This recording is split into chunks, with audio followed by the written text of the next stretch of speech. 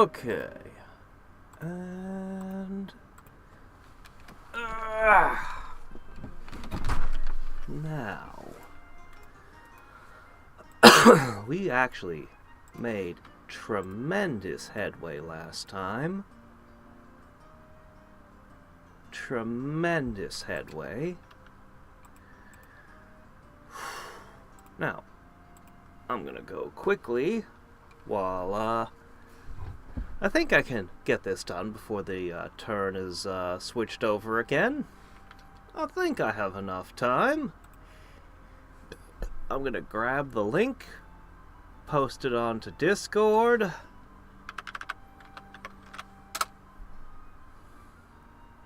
I mean, eventually there you go. There you go. Good job, YouTube. Okay. And a Control V and an at here. And there we go.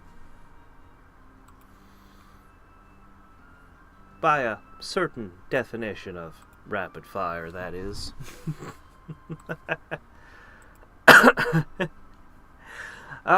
So I think the plans are pretty much the way they were last time. Unless something catastrophic comes up, like towers breaking, I'm just going to try to rush defenses into these cities to free up the armies. I'm actually going to stop producing offensive armies and produce quickly some defensive ones, and I'm just going to ship them to all the cities. And then we'll go back to producing attack armies and just fly on to the next opponent. Until they get a summon powerful enough that they can make enough of to stop these guys, I think they can just roll over everything. After the second guy, I might break the towers myself. Maybe. We'll see.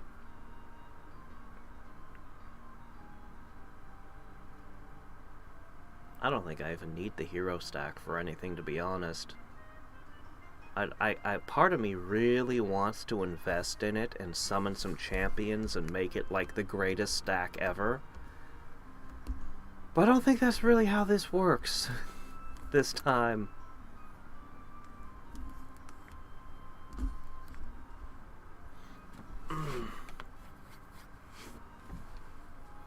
No, I don't know. It might be a lot faster to just bury the enemies under the weight of adamant flying soldiers.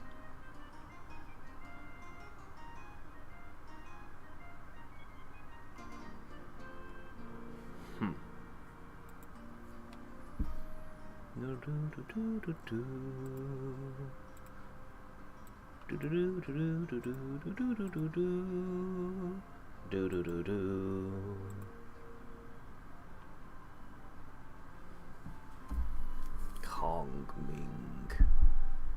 I'm gonna try to stay friendly with quite a few of the ones that respect the alliances. I think I will, anyway. But there's at least 2 people on this plane I haven't met. No, not even for my bestest bud. No, not a chance. That spell is too powerful. Seriously, any spell that can destroy a resource, I cannot share. It's too dangerous. You might trade it to someone else, or turn on me. I want to try to stay friends with you, but that doesn't mean I trust you.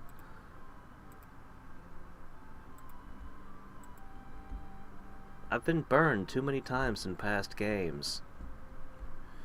Also, does the game do you guys see the game flicker sometimes? It doesn't normally do that.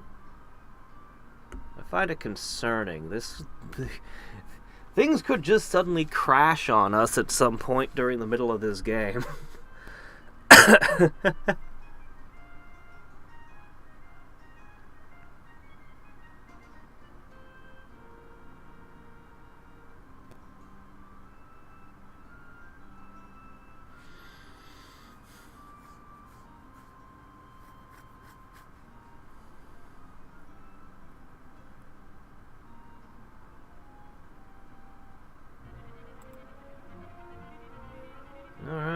There's Corrosive Blast. We won't be offering that. Oh, wow, Prosperity. Ooh, wow, Prosperity. That's no small thing. Prosperity would be a boon. Of course, I'd have to find the ability to cast it.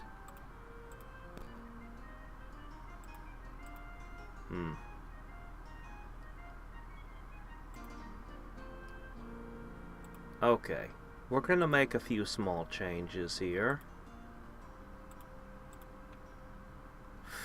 You guys are going to temporarily shift what you do. Okay, we're gonna need... We're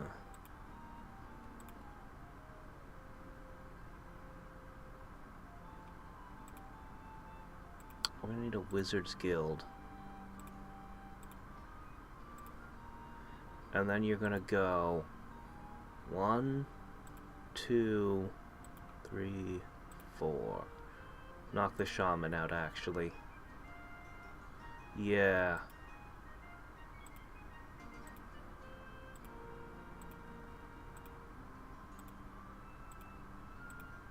Okay.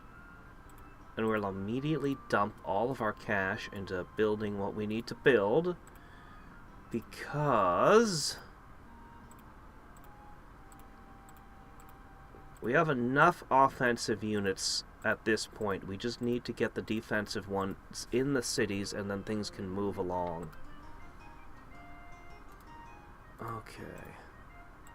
Pull it together. Pull it together.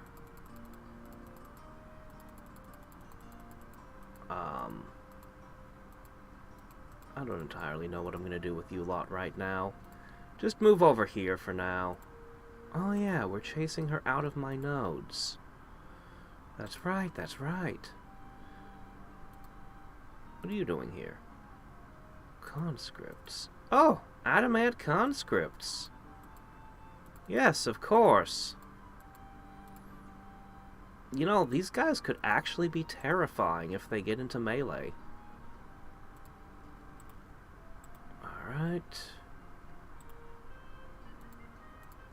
And we're going to have to put our produce extra food into overdrive.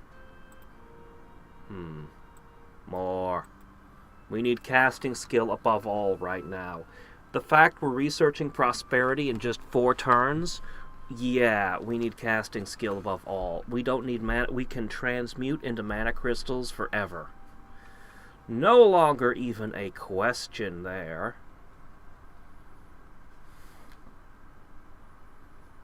Things like diamond and gold are no longer worth anything to me.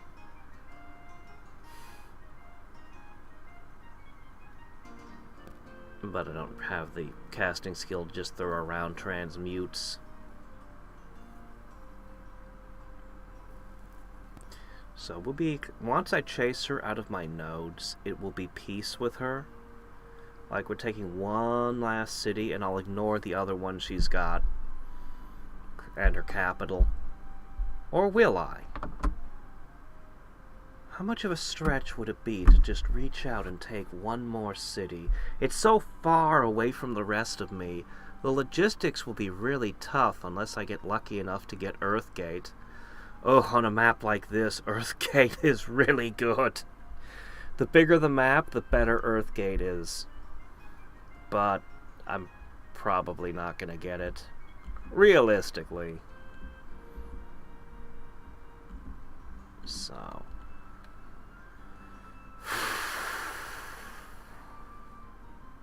Yeah, I think I'm gonna go with, I'm waffling on that last city, whether or not I should reach for it. I think it would be worth doing. I'm gonna need to make a couple more boats, though. I can do it in that city that just finished right here. They just finished their Wizards Guild. I can have them produce a shipyard and spit out a few just galleons or whatever they're called. Galleys. Yeah. As long as I keep a couple flying units escorting them, even crappy ships would be fine. Nobody's got the warships out yet, so... In fact, some of the other wizards might still be casting Tree of Knowledge. Possibly.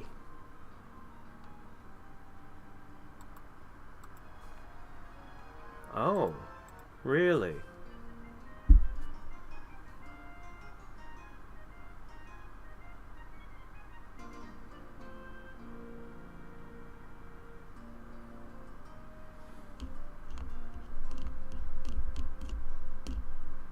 I want to summon a Thunderbird.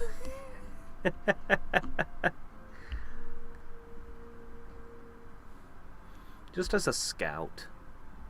To go meet people and make friends. Or find potential victims. Whichever. As the circumstances dictate.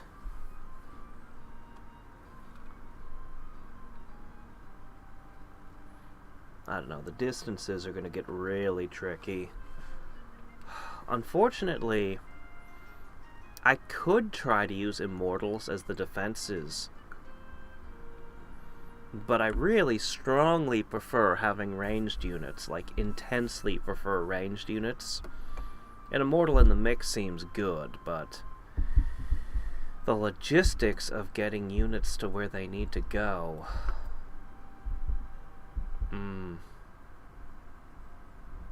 The best thing would be if I could get my hands on some draconian airships. That would be huge. But where can I find those?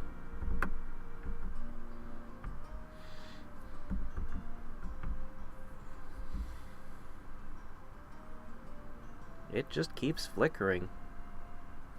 It's clearly struggling. It's struggling.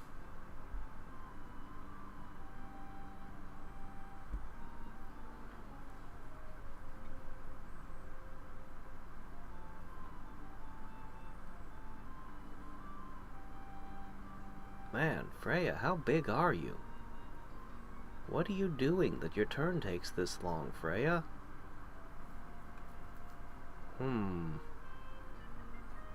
How worried should I be?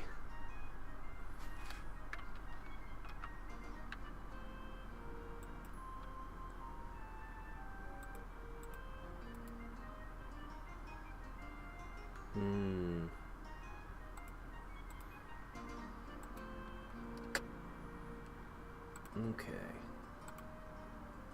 So I have a lot of things that can't quite move yet. Alright. I need you to immediately produce... Yeah, sure, why not make it a fire galley? That would be fine. Wait, what's the movement speed of a fire galley? 4? Okay, yeah, that's fine, that's fine, that's fine.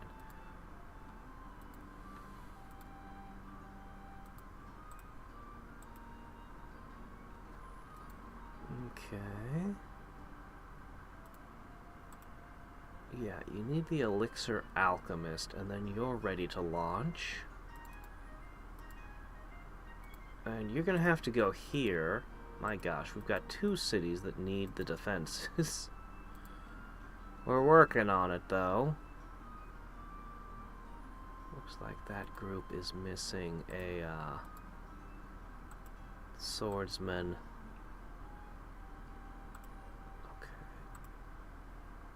Ah! We're here! This looks like a dangerous lot.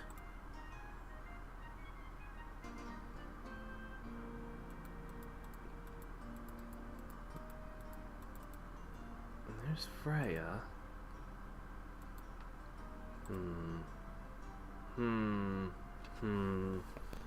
I have no relations with her. I see, I see. However, I can't help but notice that that eliminates a city from Cali. Meaning, as far as I'm aware, this is her final city, that's not her capital.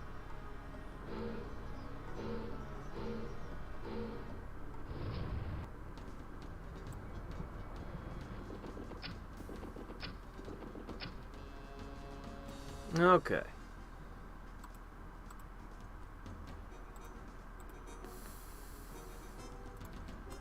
Good old Blazing March.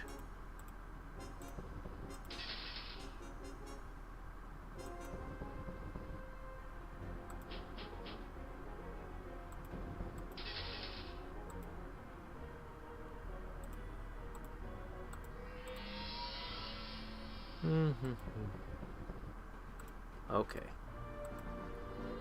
There we go. Perfect.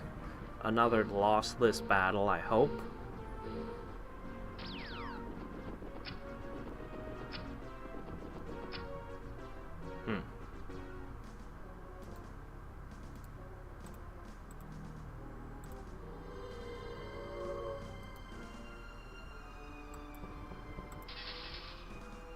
Alright.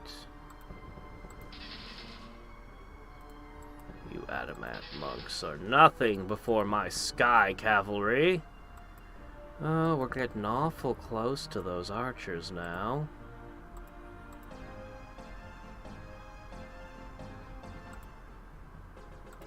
I'm gonna toss a water elemental in the mix. I can afford it.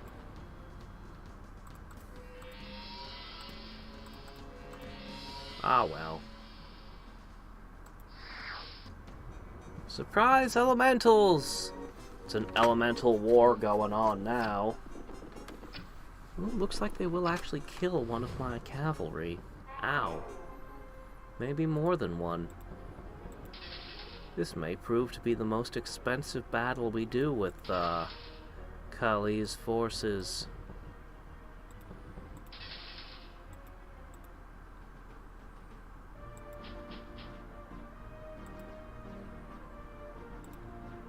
Tree.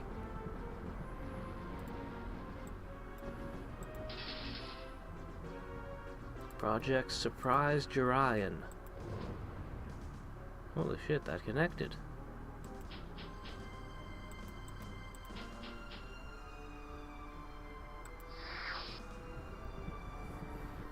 I'm hoping they'll target the summons more. But that's clearly not happening. The small spells I'd like to use, I can't because of the counter magic. Is annoying.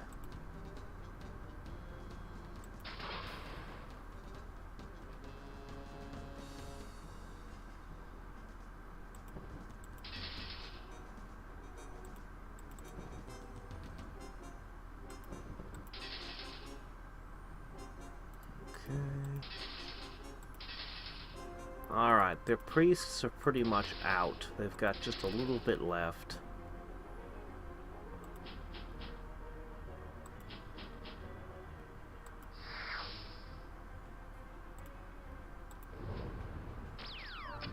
Fairy Dust has a very strange animation these days.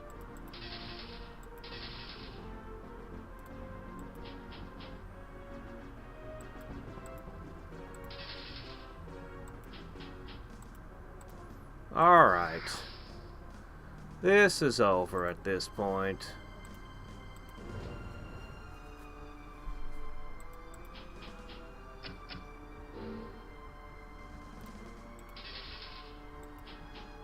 Hey, Rory, Mitchell, how's it going?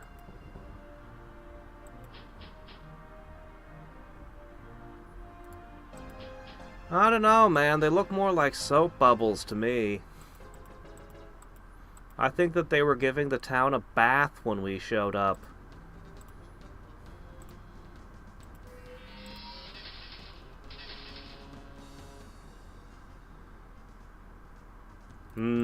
Yeah, YouTube can be fairly unreliable with its messaging. So we actually took heavy losses for the first time. But since that's the last city we're taking from her, I mean, I can afford it. So once I chase her out of my nodes, we just make peace and everything's good.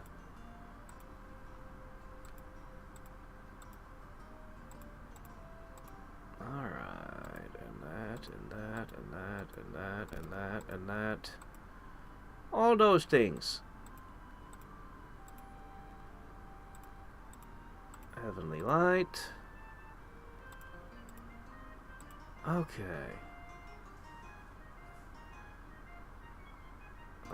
Oh yes, this city was in trouble, so I brought an army over here. Surprise!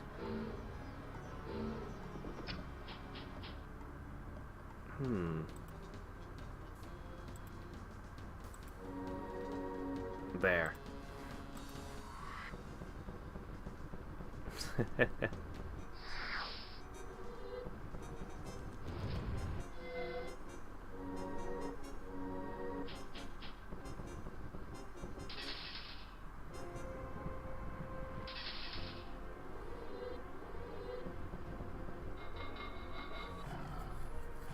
Boars, really? You guys think boars are the way to go? Alright, gotta do something about this. There, I did something about it.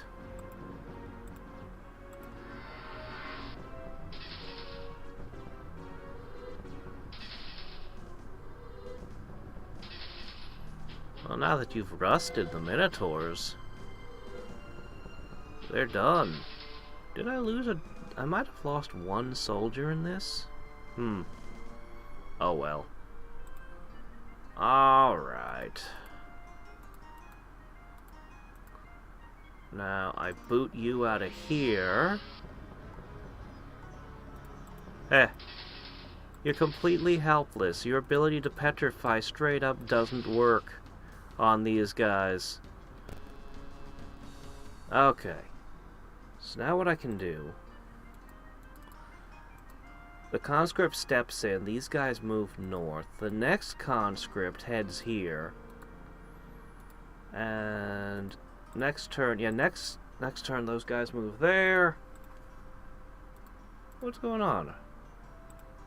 Elixir alchemists. Right, of course.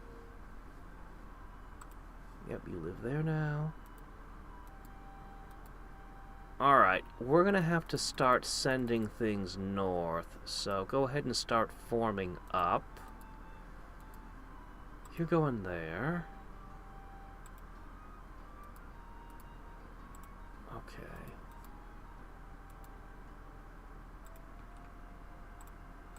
I will purchase this. I will purchase that. I will purchase this over here. Oh, definitely that over there. That's yeah. Alright, that should help somewhat. I have so many spells I want to cast. I want to terraform the land so badly. Oh, but I think I gotta summon a bird once I finish enchanting my cities.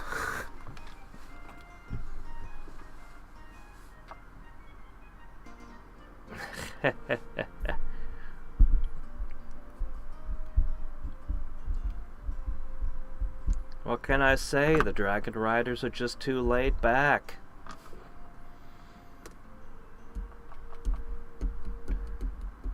Ain't nothing gonna make them tense up.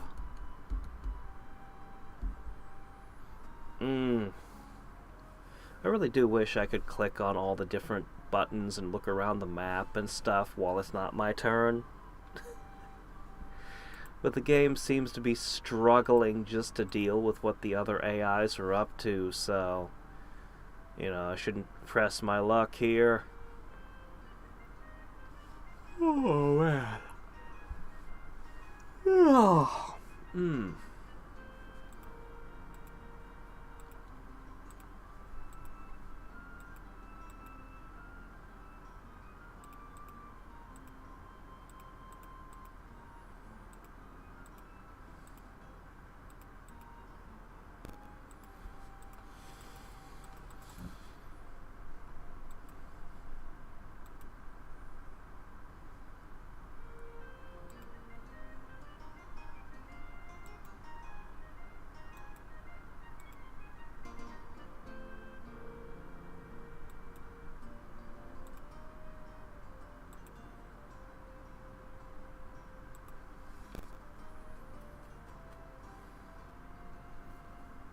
come on, Hermes. You've had long enough. There we go. Merlin. Keep it going.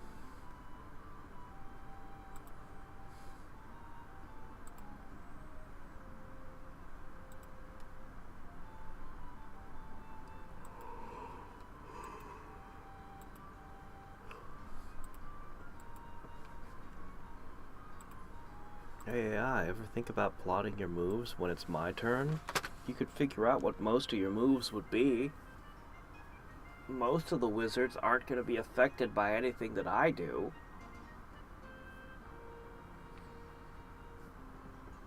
Oh.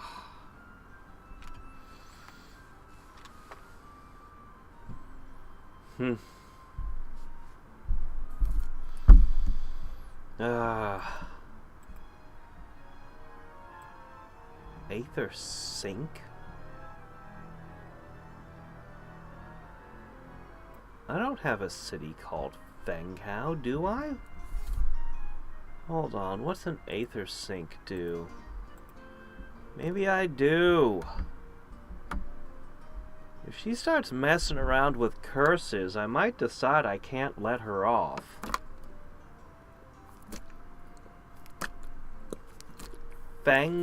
What was it? Feng something? I just have to try to remember that.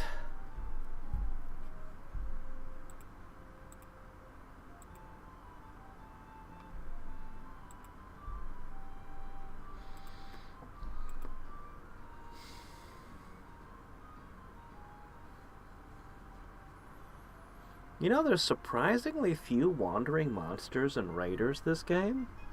Maybe it's because we already destroyed all of the lairs and nodes. I think we actually did.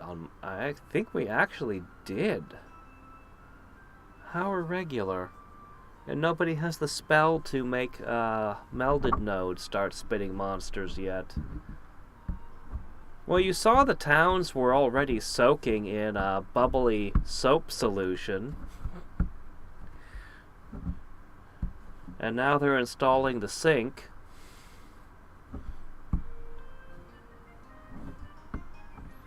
Clearly, Kali got tired of the medieval peasantry's lack of bathing. Oh man, which book was it? There was a fantasy novel. Oh, I remember now. It was, Ascendance of a Bookworm. She made an effort to improve the sanitation of the, commoners. And the nobility were just like, oh, shit, we're wizards. We'll just make a giant storm and wash all the filth away.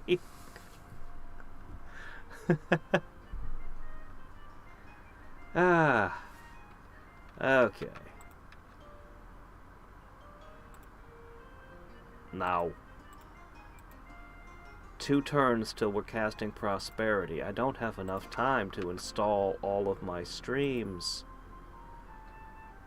Alright, another live stream needs to go this way. I really want to attack these. Do you think they'd notice if I just left town for just a second to pick off a couple of things real quick? Alright, all that's there are engineers. We'll strike that next turn. I should be able to offer her peace next turn. Ooh, behemoths. That's a tough one. Ooh, I don't know about that one. Oh no, not the ghosts. This city keeps... Every time I look at it, it's more fearsome than it was before. Oh, right. Okay. Fang. You put a sink here. Looks like a magic vortex. Opens a magical void that drains half of the non-religious magic power generated in an enemy city. Drains it where? Does the caster take it? Hey, James. Or is it just lost?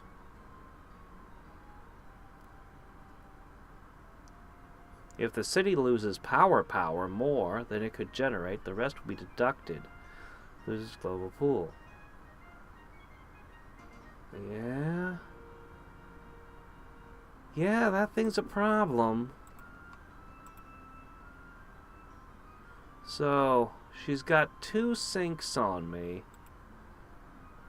I think I can dispel those. They don't seem like... It's only 2, so it's not that bad. I'll make peace with her next turn.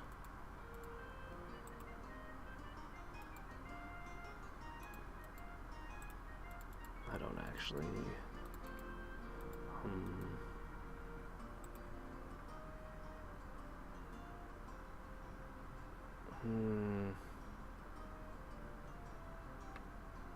I have no alliance with purple or red. Gray is actually well situated for conquering, but I'm his friend, so... Looks like we'll be going for red. I don't actually... Maybe from there we go for purple, I'm not sure. I also have no relation with you. We have options.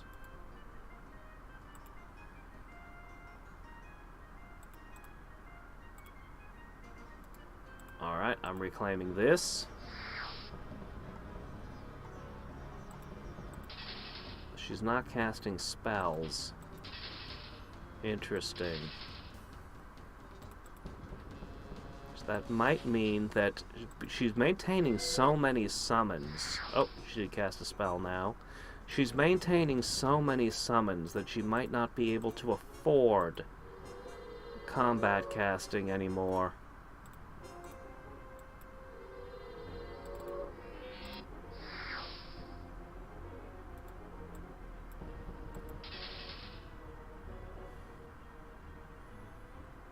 Particularly if she doesn't have any nodes.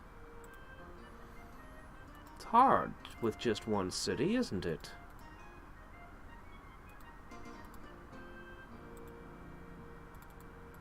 Alright. Oops. Alright, that was conscripts for all. No, wait, there's one more over here. Crap! And look at that magic spirit right there, ready to step in and cause me problems.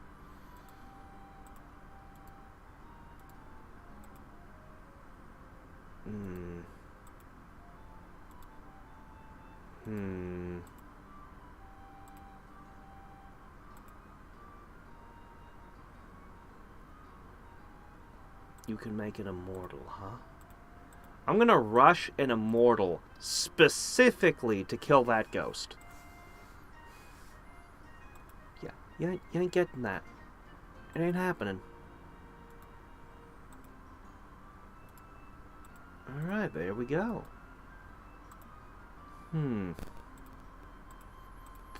We need that. I really need to finish casting these streams of life. Yes, we need the miners' guilds everywhere. I'll go ahead and buy a linking tower. The dispelling is gonna be expensive. That's the price of enchanting a couple of cities.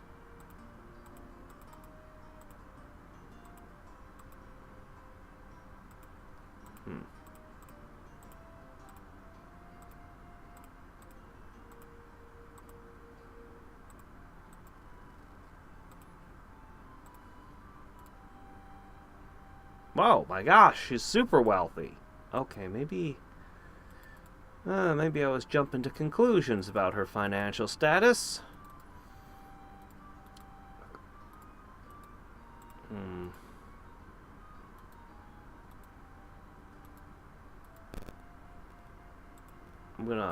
I'm gonna push that out of there.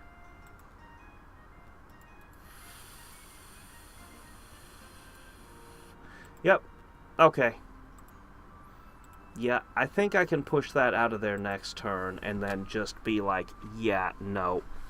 Then we can make peace. And hopefully she'll stop sinking my frickin' cities.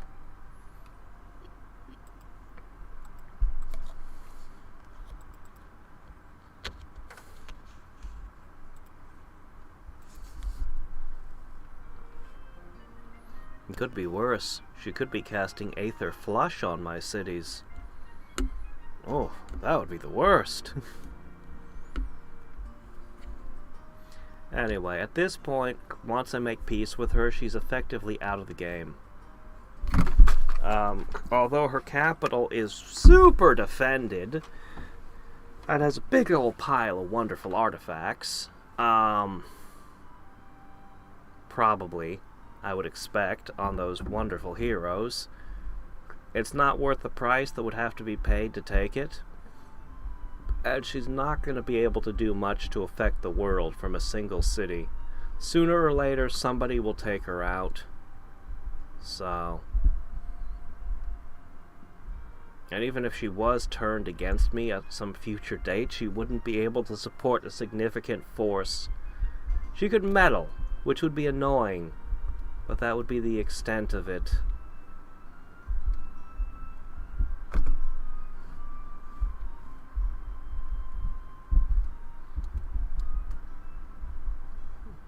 Basically what I'm saying is if you're going to make enemies, make sure that they can't come back to kneecap you later. She's not in a position to do any such things. Hey, Burden, how's it going?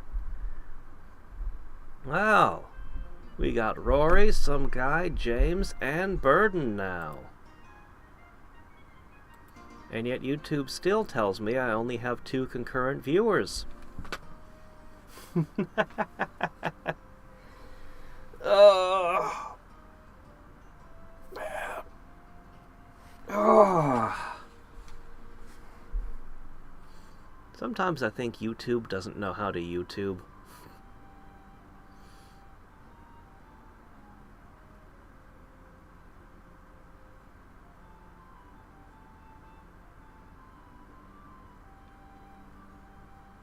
I'm moving the mouse around constantly, by the way. And you can see how long it locks on an individual frame before the cursor moves again. Like, it's still just sitting there, and I'm rotating the mouse continuously. A cold. You know, when I was young, they used to always make examples about, oh yes, well, we still haven't cured the common cold. And guess what?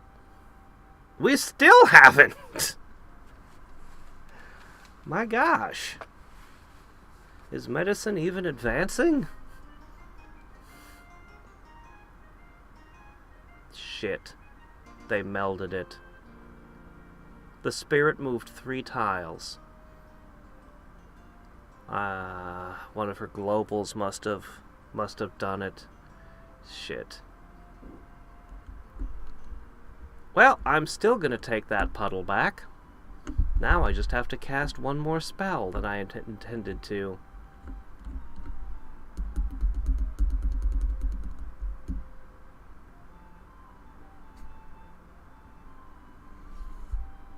Yeah, rapid. Rapid in my title was very optimistic.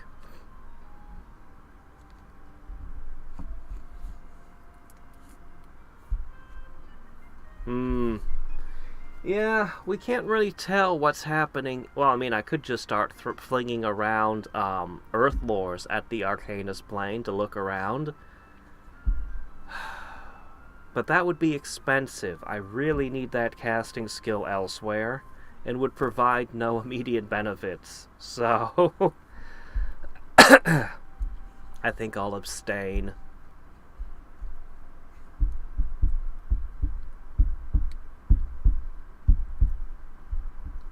Yeah. Usually... Well, I can't even say usually. You can never tell what's going to happen when the tower's open. Sometimes it opens up, and for some reason, the other plane is stunted and nobody did anything. Sometimes you find yourself facing several significant powers. But the one scenario that's always really bad news is when one guy dominated the other plane. That's always bad. And you never know when it's coming. It's one of the things that keeps the game interesting. Rock throwers. Yeah, I don't think I need rock throwers. Thanks anyway. Okay. So, what's gonna happen here? First, this army's gonna strike here. Normally I despise killing engineers, but they happen to be taking their lunch break at the wrong location. What happened to your settler? You had a settler there as well.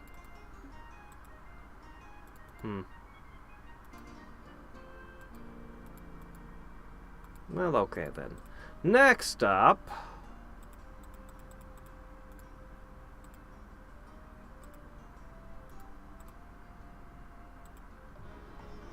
Yeah, that's my volcano. Mine! Look at what regular archers do to their endgame units. Archers did that. They don't even have any kind of buffs or anything.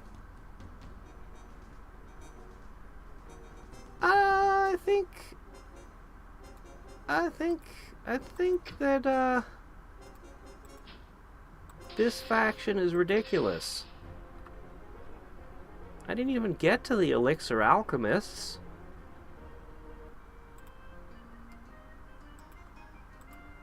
Okay. Pop a summoning circle in. Immediately toss out a guardian spirit. Meld it. Boom! And just like that, our damage is undone. Alright, that's the final conscript. I won't need another one. Very good. Now, we may speak of peace.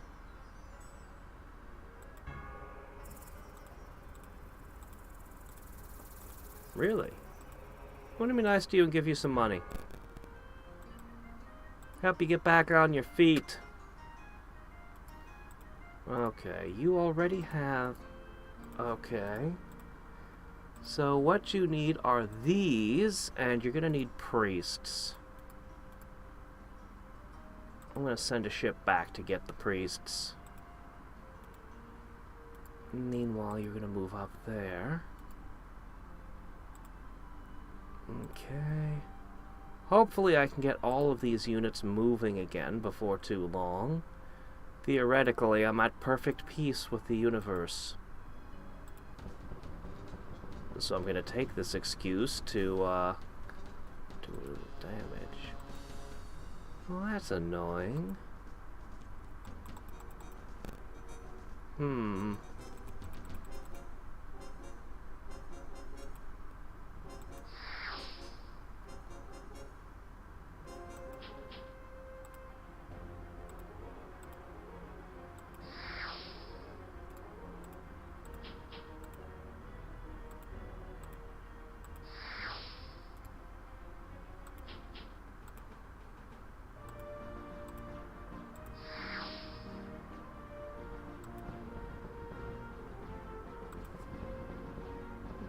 Probably should have just gone with a bunch of webs. Probably.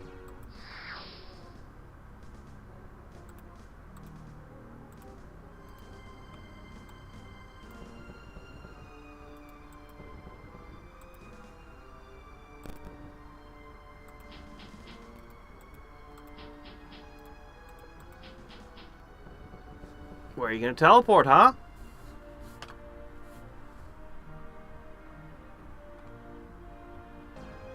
I was just talking about the heroes earlier. How incredibly tempted I am, and how I'm sure that it would be absolutely the wrong strategy, unfortunately.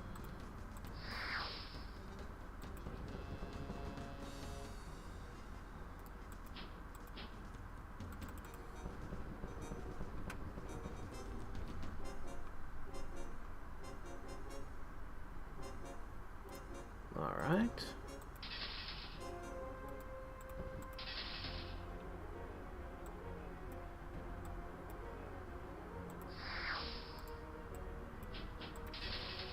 See, as much as I'm tempted to go for strong heroes, it would take a massive investment to make them good, and they would only be able to be in one place at a time on this giant map. Whereas these armies are good enough to take cities and hold them, and are able to be all over the place conquering everything.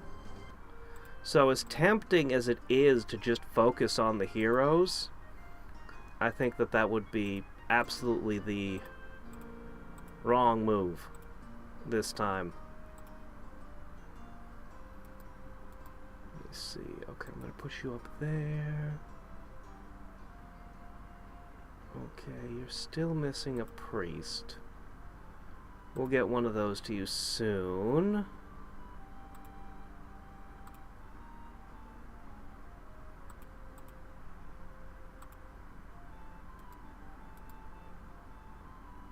Let's see. Yeah, go ahead, go north. Join that. Get in there. Get in there. Yeah, the thing about heroes is that you get a couple random ones early game, but you don't know who you're going to get or if they're worth anything. Then later in the game, you'll get access to Summon Champion and can invest in awesome superpowered heroes.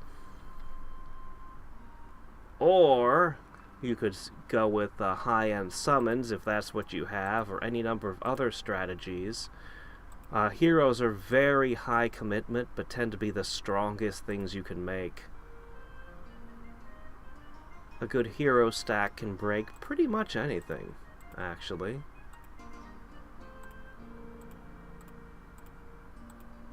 Okay. Oh, I want to change terrain. See, the heroes would require a massive investment of spell casting when I really, really need to spell cast a million other things. Oh, I'm about to get, he's gonna complain. I'm about to get, prosperity, which could massively increase my money. Massively. Which is why I was able to ditch any MP regen at all, because, you know, mana crystal production at all, because I know I'll just have money. And that will solve my mana problems forever. So I put all in 100% on casting skill now. And as always, when I don't have Archmage, I wish I was an Archmage. Oh yeah, heroes are fun. There's so many different ways you can build around them. I used to be a huge fan of nature magic with heroes, because you could create regeneration artifacts, and as long as you won the fight, the heroes would come back to life.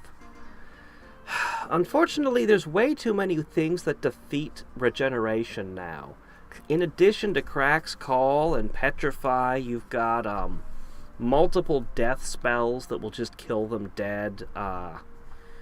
In particular, Wave of Despair is pretty brutal. But yeah, there's a bunch of ways to counter regeneration now. So I actually lean towards invisible heroes. There's a lot of things that can see invisible, don't get me wrong, it's not perfect either. But I like invisible heroes a lot.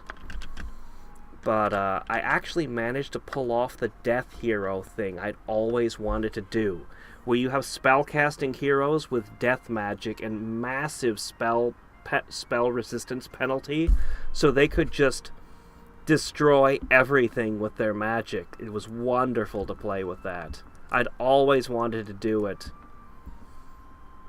At this point, the only color I don't think you can run good heroes with is Chaos.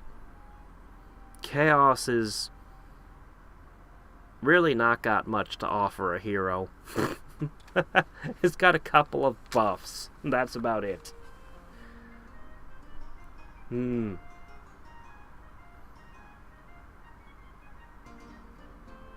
I got prosperity. So yeah, I guess I'm about to finish researching it.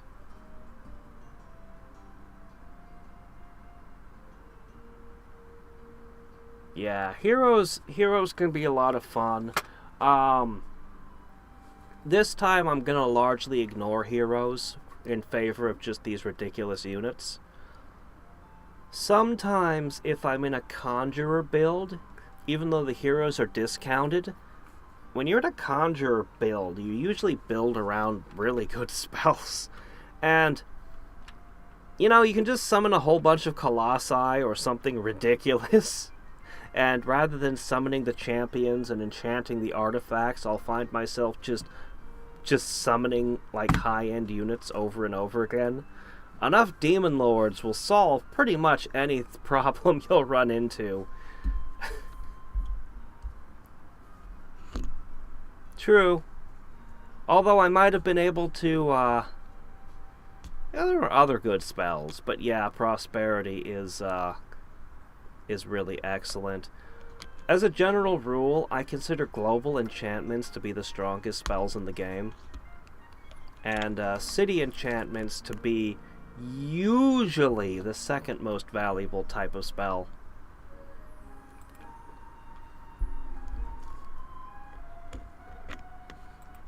There are occasionally other things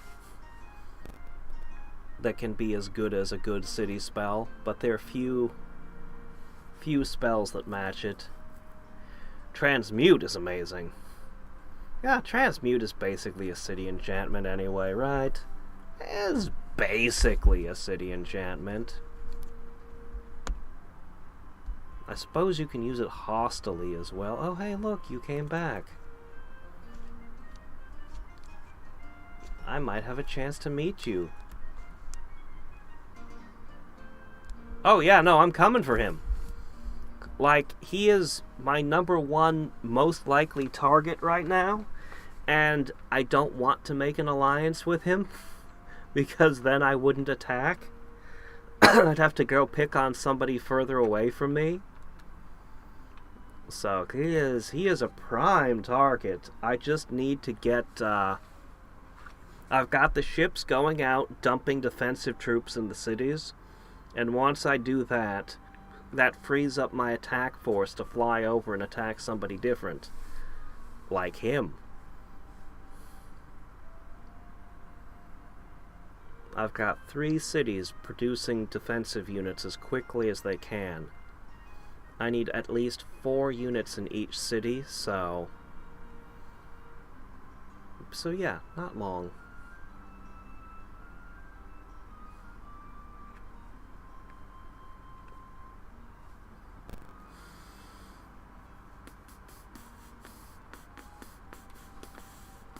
Freya has really long turns.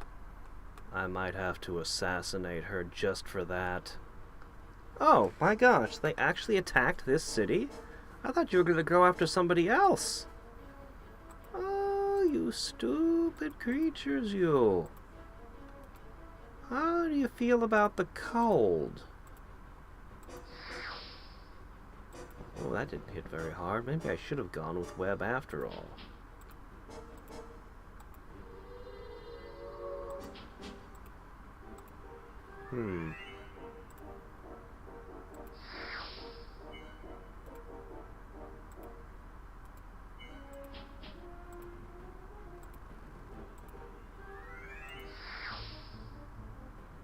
I just checked.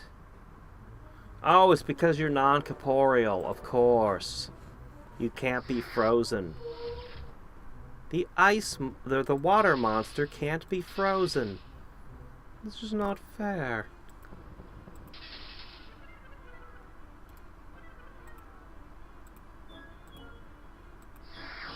Ah, there we go.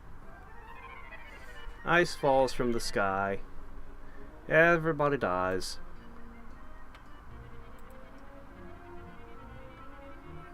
What's interesting is he didn't complain about me violating his pact, probably because he was offering an alliance that turn. So, we could research summon champions, or behemoths.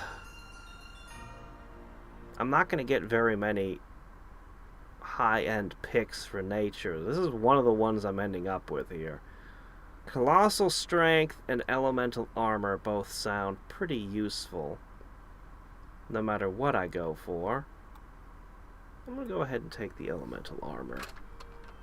Alright, we've got access to prosperity now.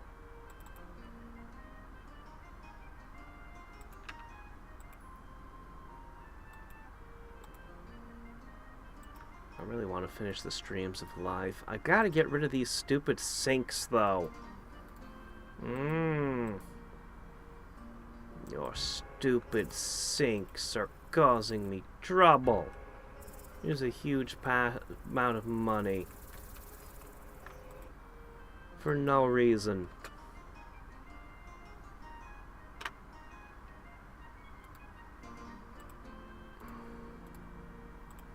Okay. Hop in. This is enough of a force to hold both the cities up there. Okay. This is free. Okay, that goes to there. You guys totally want to move out.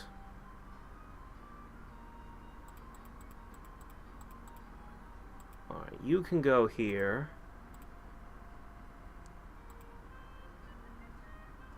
Okay, that's fine. I want to hit those layers of nodes very, very much. Okay. Let's see. Get over there.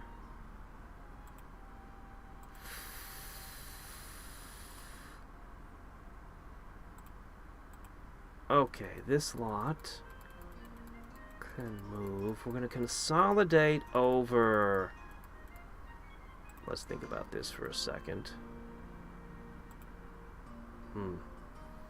I've already got the solution for this one. I guess we consolidate our forces up here. That would make the most sense, I think.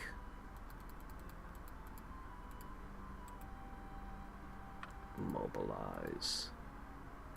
Mobilize the troops.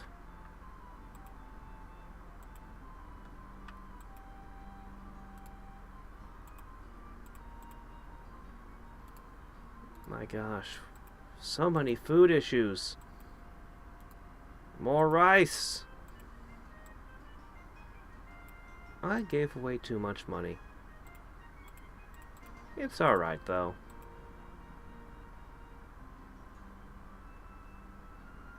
I can afford it.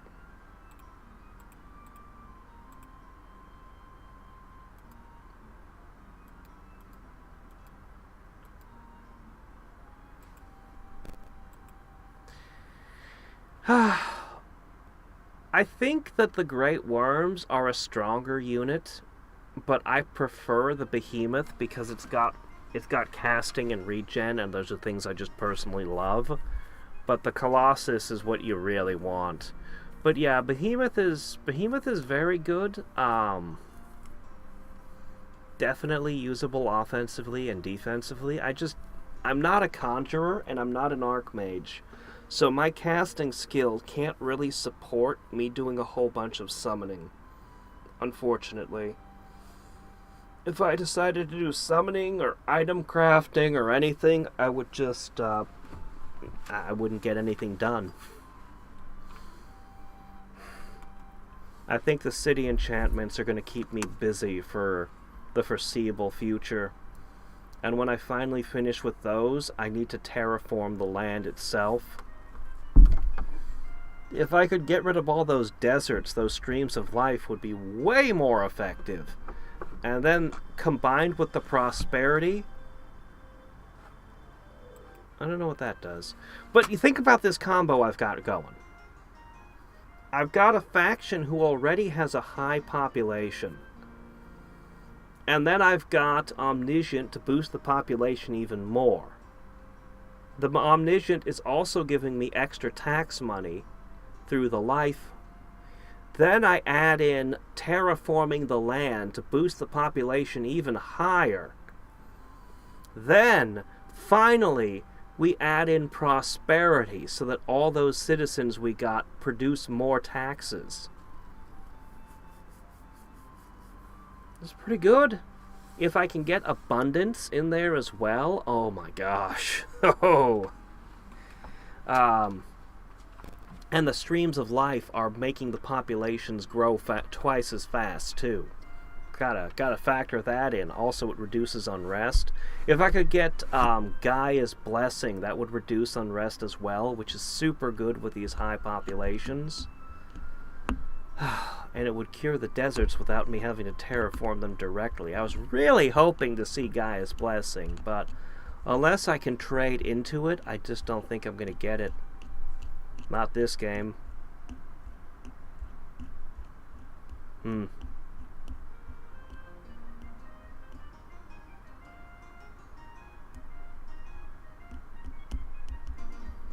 That's true. Yeah. In the original game, troops actually weren't as bad. Cerevi skewed things more towards magic. He really did. I mean, it's like there were always some things like gnolls that just weren't really very playable. Like magic was always a big deal, but some of the units were competitive. Particularly, I'm thinking of things like nightmares and paladins. Paladins with their magic immunity were ridiculous. But yeah, Cerevi, he kind of made magic more about the magic, you know? Like Emperor Palpatine. Unlimited power! It's even better if you're playing Dark Elves and you get abundance and everything, because they produce power for every point of population. Although the beastmen will do half of that for me. The beastmen will actually be producing quite a bit of power with all of this working on them too. Since I didn't actually run Guardian much as I want... Oh, hello, what do you want? Oh yeah, that's a great spell. Oh, what are you offering me?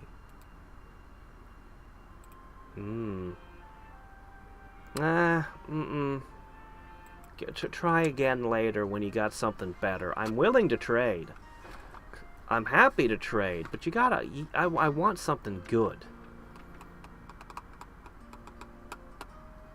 Seriously, I'm about to research Bahamut, and he's like, would you like to know how to summon Big Lizard? No, I wouldn't. I can teach you Resurrect. That's an arcane spell. It's already available if I want to research it.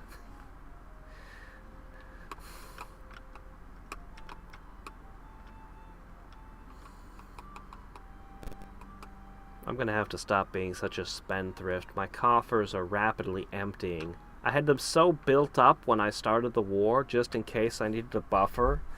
And now that the war is over, I'm just dumping all my money. I still need to dispel 2 spells. Would it be better to dispel the spells or keep casting Stream of Life?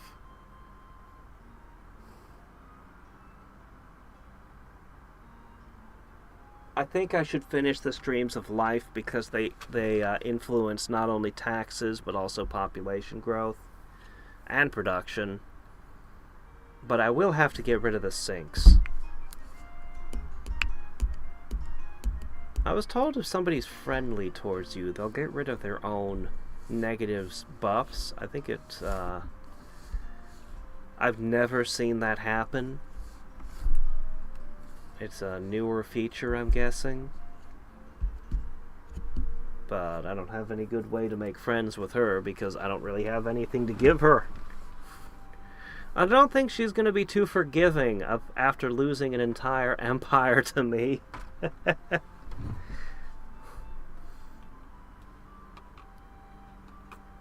I wasn't her only enemy, though. She lost cities, at least to Freya.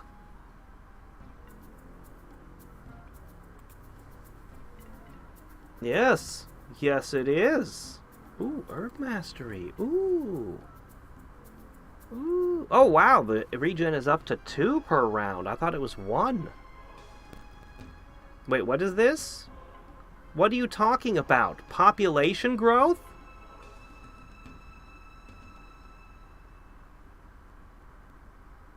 Yes. We must cast this immediately. Holy shit. That is a significant buff, and it's in nature. That plays very well into how nature plays the game. Interesting. That's almost enough for me to reconsider how I position nature in my head. Because that is a significant boost. What usually happens when you have really, really high populations for your cities is that they never actually achieve that high population. Because the population growth just can't get them there. Particularly if you're running something like Dark Elves. Oh my gosh, they have a hard time reproducing. But 33% boost is no small thing.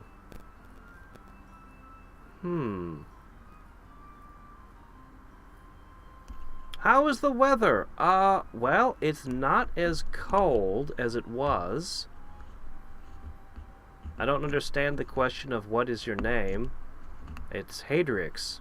I don't know. Anyway, it's not as cold as it was, but it's still kind of cold. It was warm enough a week or so ago that it started snowing, but then the temperature dropped back down again, so yeah. Usually January and February are the coldest months of the year, but we are starting to get sunlight back. I might only have one more to cast. And then I've also got this transmute equipment spell. I wanna... And then herb mastery. I'm gonna put down another stream of life. Okay, this guy lives here. Finally, this lot is free to move on, and they are going to go... Slim pickings at this point. I guess you need to head north. Okay, the conscript is almost there. Okay, you need... Also you. Alright, you get a moo cow, shaman. And a swordsman. Let's see, already got that. Get the crossbowmen.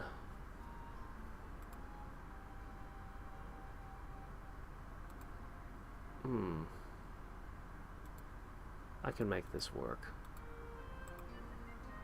Okay. Okay.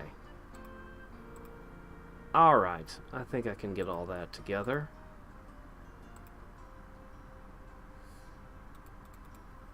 The forces are gathering up there. Join them.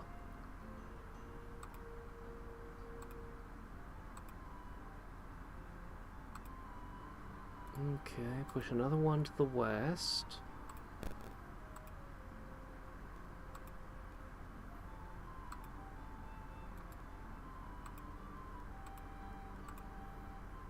Go ahead and produce for me one more boat.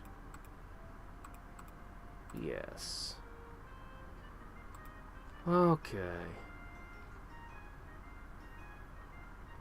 Well, you gotta have that Forester's Guild. Hurry that up.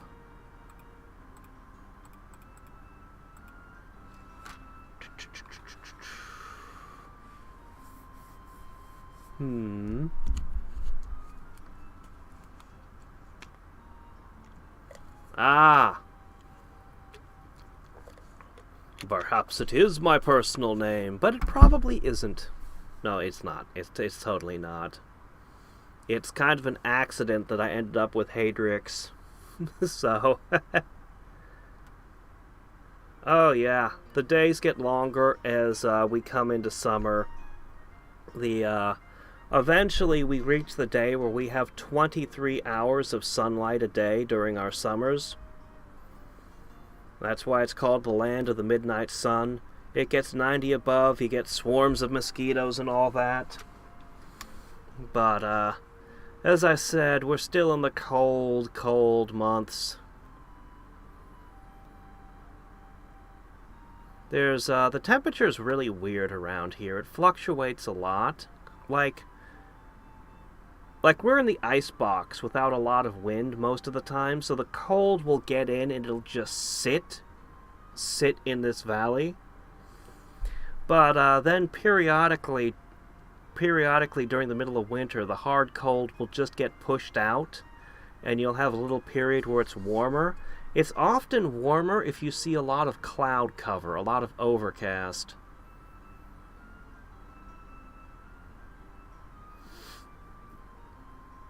I'm not a meteorologist. I can't explain any of this. I can't explain why it gets too cold to snow or any of the other things that happen up here. All I can tell you is I live it, and these are things that happen. So, yeah. Oh yeah, transmute is great. What do you got for me? Blaze of Glory.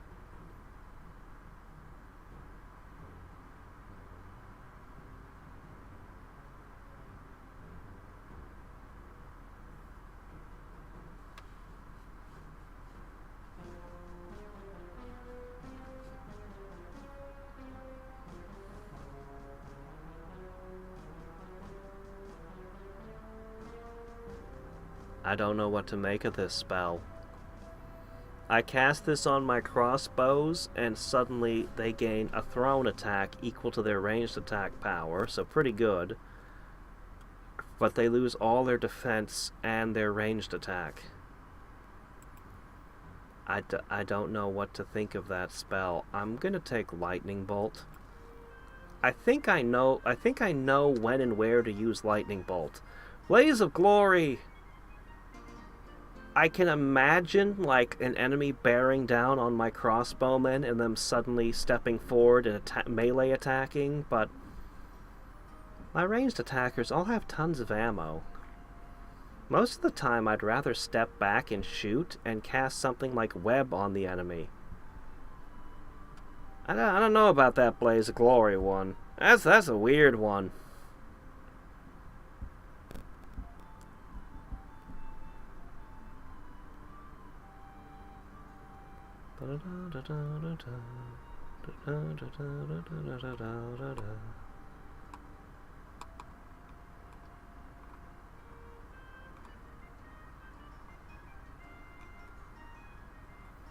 It's like I said, I can imagine a situation where my precious archers, or even an archer hero, has an enemy that they can't possibly back away from. So the thrown attack would hit as hard as their ranged attack normally would, and then they do... You could also cast it on somebody that's run out of ammo, but then it sets your defense to nothing. I just... As I said, I'd rather just cast Web and shoot the enemy. You know? I have plenty of ammo, usually. Usually I don't run out of ammo. I think the Lightning Bolt is a far more consistent spell that you can use in any situation. Seriously, Lightning Bolt. Could there be a more versatile spell? An enemy dragon, Lightning Bolt. An enemy army, Lightning Bolt. A whole bunch of guys carrying spears pointed towards the heavens. Oh, they're just asking for a Lightning Bolt. You need to cook a steak very quickly. Lightning Bolt!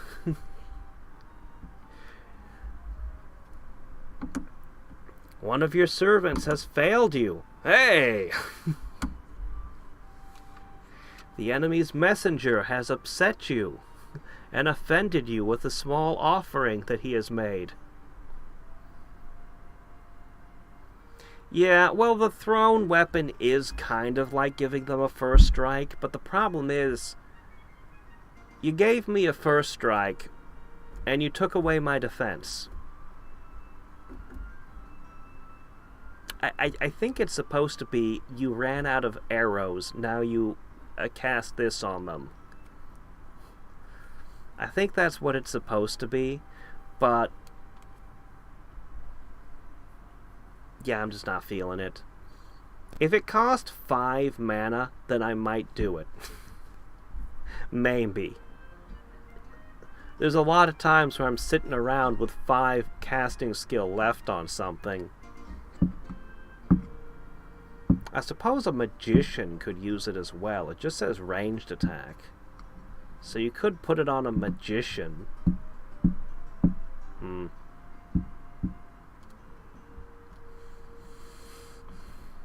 It just seems unlikely. Very niche.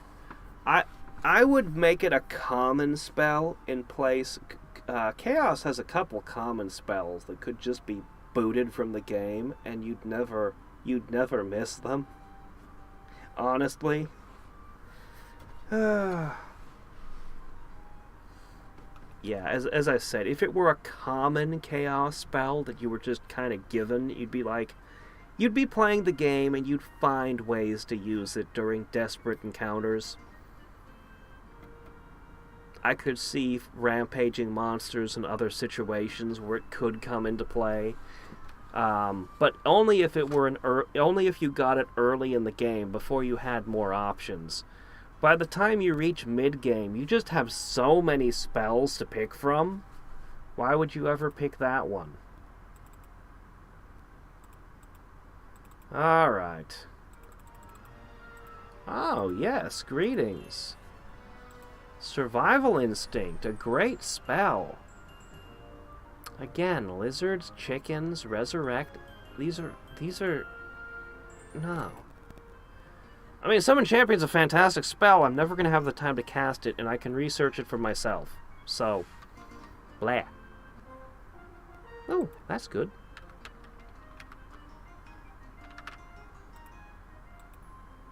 Okay, I think we're done with that. Alright, we got Prosperity. We have Herb Mastery. But we're gonna need to do Disenchant Area. Did we get it? Alright, 1 sink has been removed. 1 more. Once I blow that out, we're gonna go for Herb Mastery. 1000%.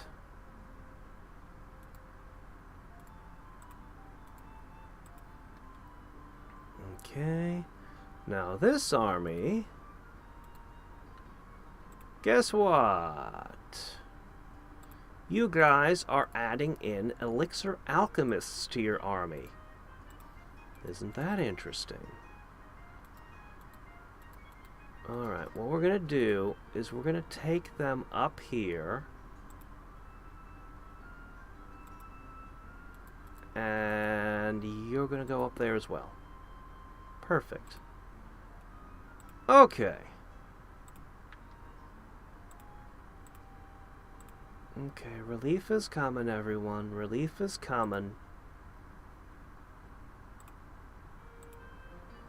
We're amassing them even now.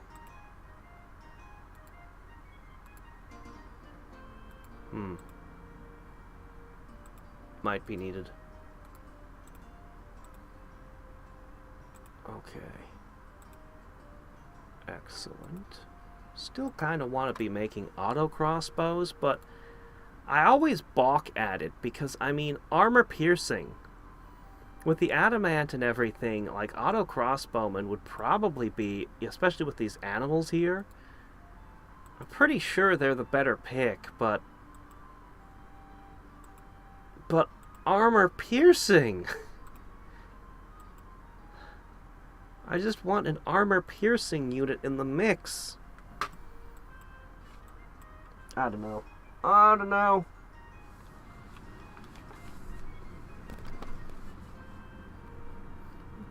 Who says it's not legal to cast lightning bolt in real life? I haven't seen any law forbidding it.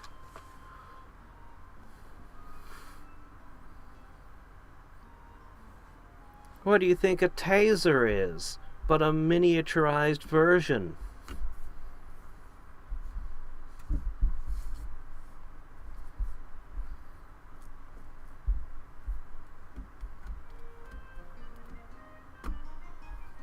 Also, good luck getting any court of law to convict you of casting lightning. If a lightning bolt just happens to come out of the sky and fall on your enemies, how are they ever going to prove it was you? Oh yeah, sure, you chanted a little, waved your arms about, and you have the tall pointy hat, and it's happened 5 or 6 times now, but, you know, that's all circumstantial. My client, he just, you know, he has a certain aesthetic, and his enemies just have really bad luck. Prove it otherwise. Prove that those electrons belong to him.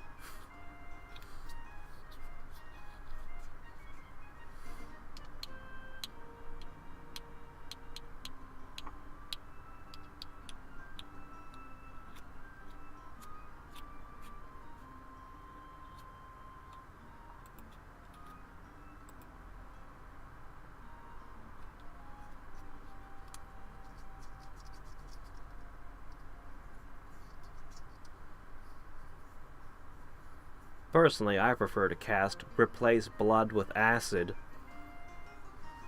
I find that to be a far more satisfying spell. But, you know, to each his own. Lightning Bolt will do in a pinch.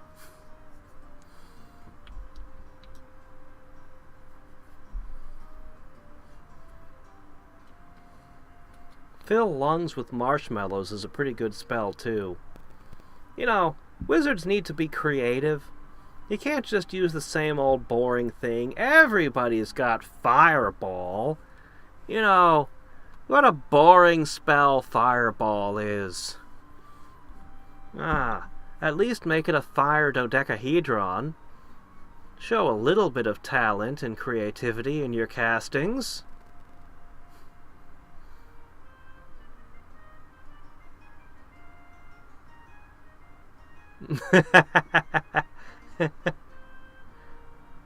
Well, if you're gonna go the caramel route, you might as well just transform them into a giant gummy and leave them unattended in a kindergarten. Still conscious, of course. Yeah, lightning. I've heard there are people who've survived multiple lightning strikes, but there are horror stories from it, too. There was one particularly horrific one that was in... Oh my gosh. You know, I used to like the Darwin Awards way back when. Then I read them again as an adult, and I don't know if they just became way, way worse in the years, or if they had just always been like that. Holy shit. Oh, yeah, I can't read them anymore. It's like, whoa. Woo. Ugh.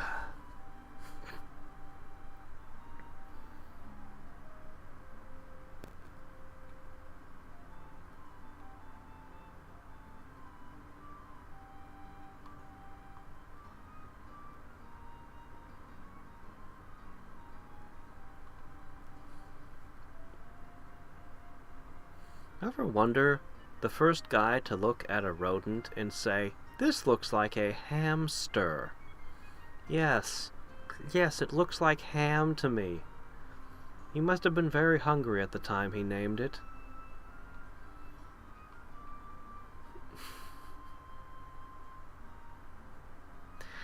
Oh, only 16? Yeah, I really enjoy the big, massive, many wizard worlds, but I didn't realize that the Warlords mod, the additional code, was slowing the game down. I hadn't noticed. And so now it like really hits me just how much slower the game is. I mean, look at Grimhild. She has one city, just a capital. Her turn should just be over. But no, she took like, what was that, 15, 20 seconds? When she had nothing to move. She's got nothing!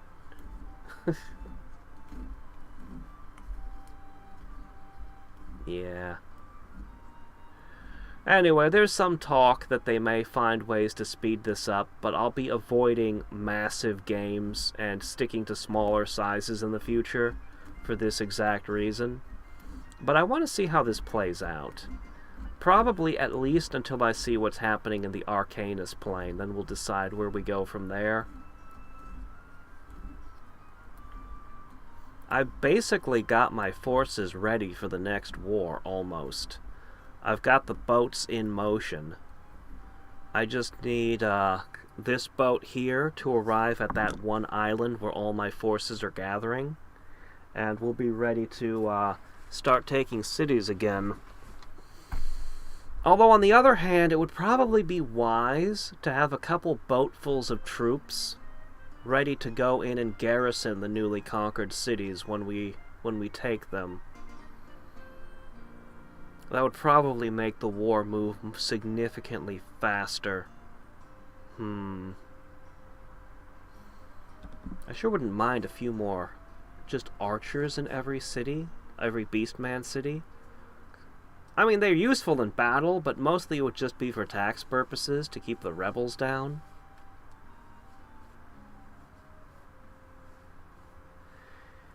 Yeah, I love the really big, large things. This has always been a weakness of mine. Realism Invictus has a map that is the real world. It's an actual map of Earth where the resources and all the civs and everything are there, and it is so big. And I love it. And it's almost impossible to finish a game on it because of how long the turns start to take after a while. It's terrible.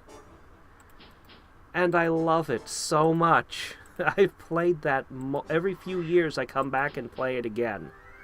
It's great.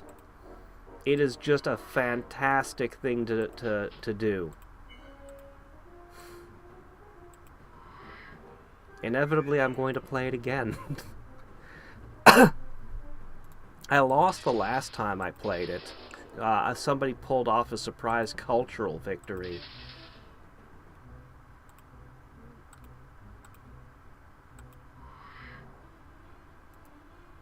Yeah. So I definitely gotta play it again at some point.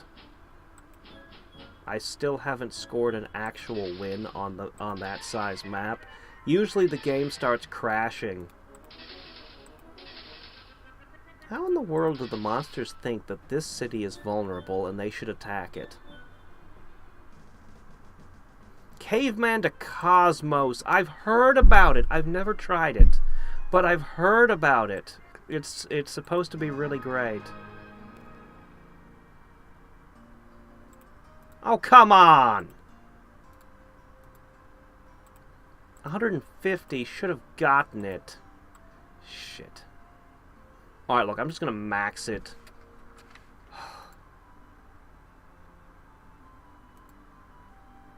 Okay. Hop in.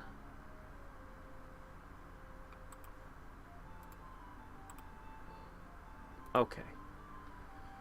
Alright. Everybody on the boat. What's the matter? They can't move this turn. Okay, fine, whatever. Alright, our forces are mostly where it should be.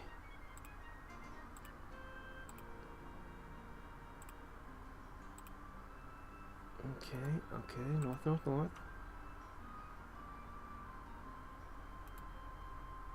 Oh, okay, fair enough. Throw that in too.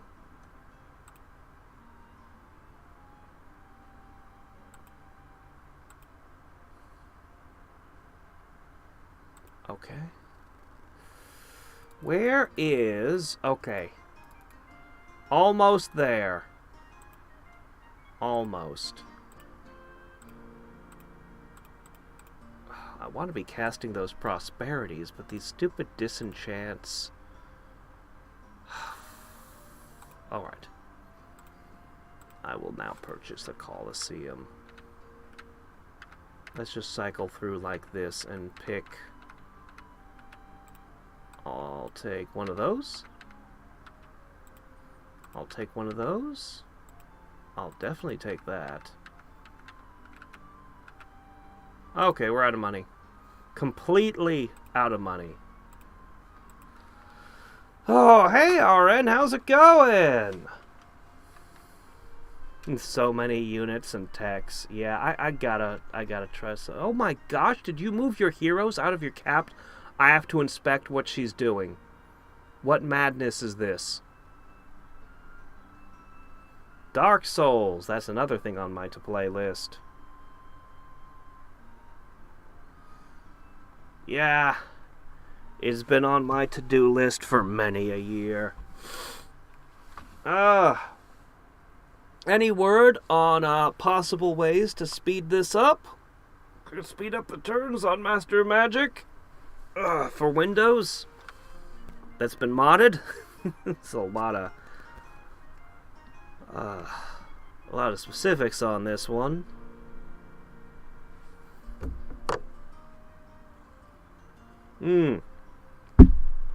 Okay, so we got a whole bunch of people here. How about... Let me set up a scenario for you. Fantasy novels only. You have the ultimate isekai power. That being, you can freely jump from one fantasy novel to another. Just going to their worlds, not necessarily their stories. Like, you don't go into Lord of the Rings and the One Ring falls in your hands. No, you're just in Middle-earth now. Okay, so, and it takes, I don't know, 15 minutes to open the portal to go from world to world. So if you find yourself in a deadly situation, you're probably going to die. What is your path to get power without getting killed? What path do you take? And they have to be fantasy novels that you've read. You can't cite things you haven't read because, I mean, then things will get confusing and weird and I don't know. You gotta have at least read the book. That's just how your power works. Sorry. Go ahead, throw them out there. What is your path? What do you do in these different worlds? How do you do it? Yeah, is it the same thing I said? Ah, well. At least he did reply. Yeah, I have a feeling what we need to do is figure out just how to give this thing... I don't know. See, in DOS, you could just give it more cycles. You could just dump more power into it, and it would just run faster. I don't know if you can do that, because I really don't know the way that this is coded. Like, I have no idea. Only Cerevi would know.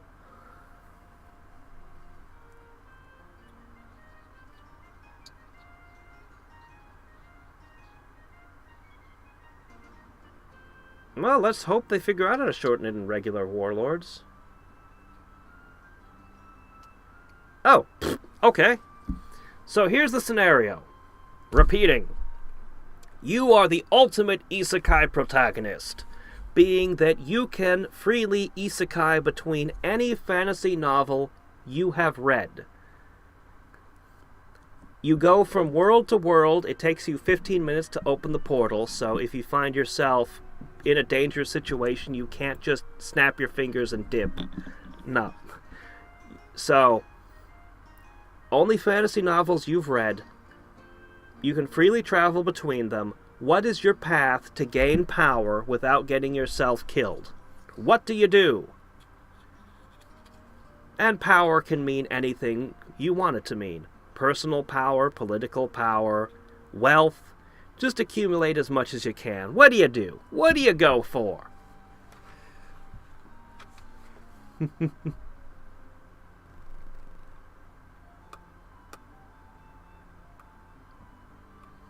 elder knowledge.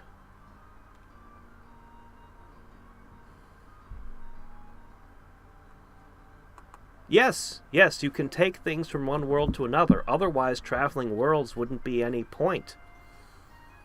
So you can bring magic items, wealth, you know. I mean, you're not... Okay, let's be specific. You got a portal. You're not going to be able to snap your fingers and make a castle fall through the portal. It's going to be like, I don't know, a portal.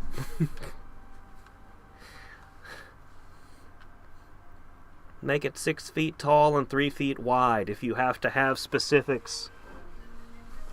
So you can't just sail a giant warship through it after you've stolen it. Now, you could cut the warship into pieces and try to reassemble it. Ships aren't known for being disassemblable, though. They might be a little leaky when you try to put them back together. It takes time to digest.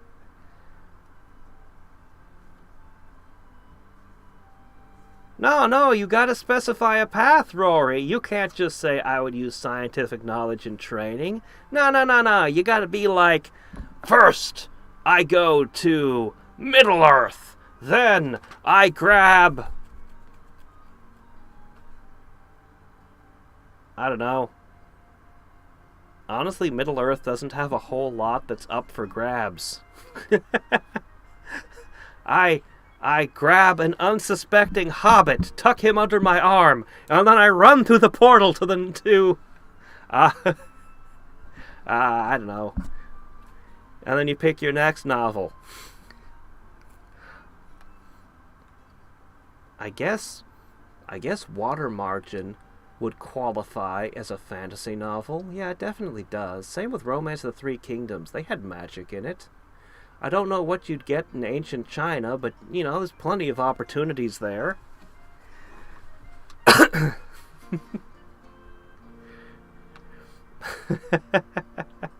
Oh, yes, of course, the towel. Of course. You can't forget the towel.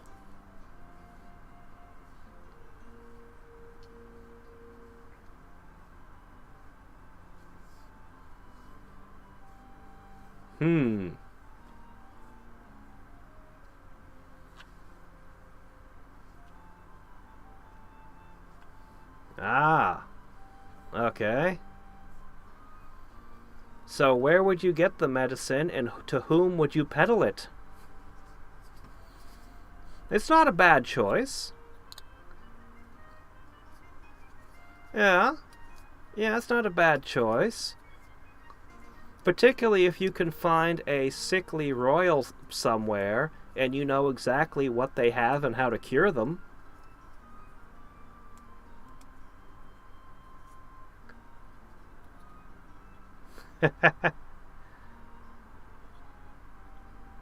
I see.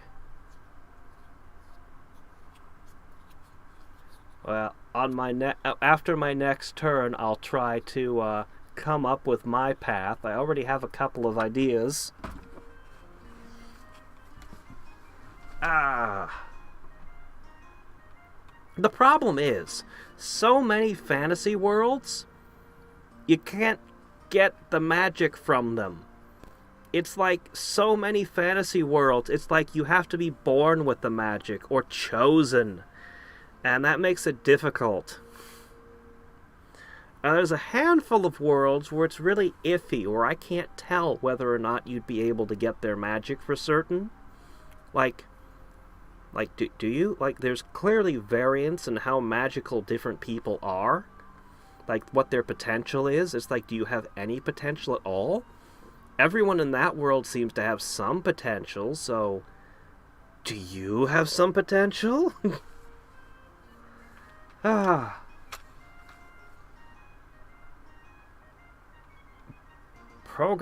nanites? That sounds like a sci-fi world. Okay, the borders between sci-fi and fantasy do get hazy at times, but I'm pretty sure nanites fall firmly under sci-fi worlds. Ooh, Roots of Genesis.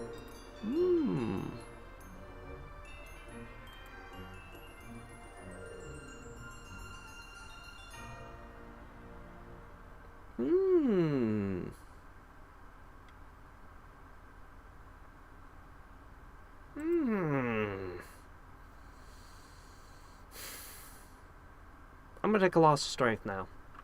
I've wanted it for a while. I've longed for Colossal Strength. Ah, there we go. I got rid of it. Finally. Okay. Finally, we can cast our Herb Mastery, which is more expensive than it was. What gives?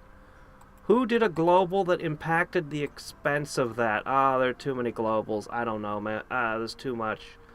Too much to consider. Okay. Hop on boat. Okay, that boat's taking care of those. I could declare war on her. But no. This ship needs to go here. Okay. This looks promising. Alright, that one has a shaman. We'll count that as good enough. You'll deposit one of those guys down there, and then the rest can go north. I'm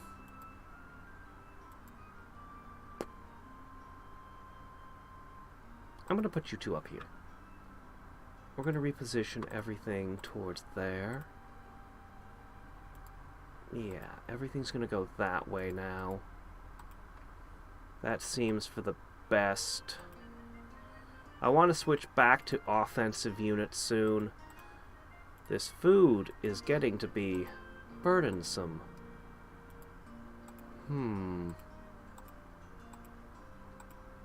Fortunately, it's going to take me like 6 turns to cast Herb Mastery, which is a very unfortunate, but also very much worth doing, so...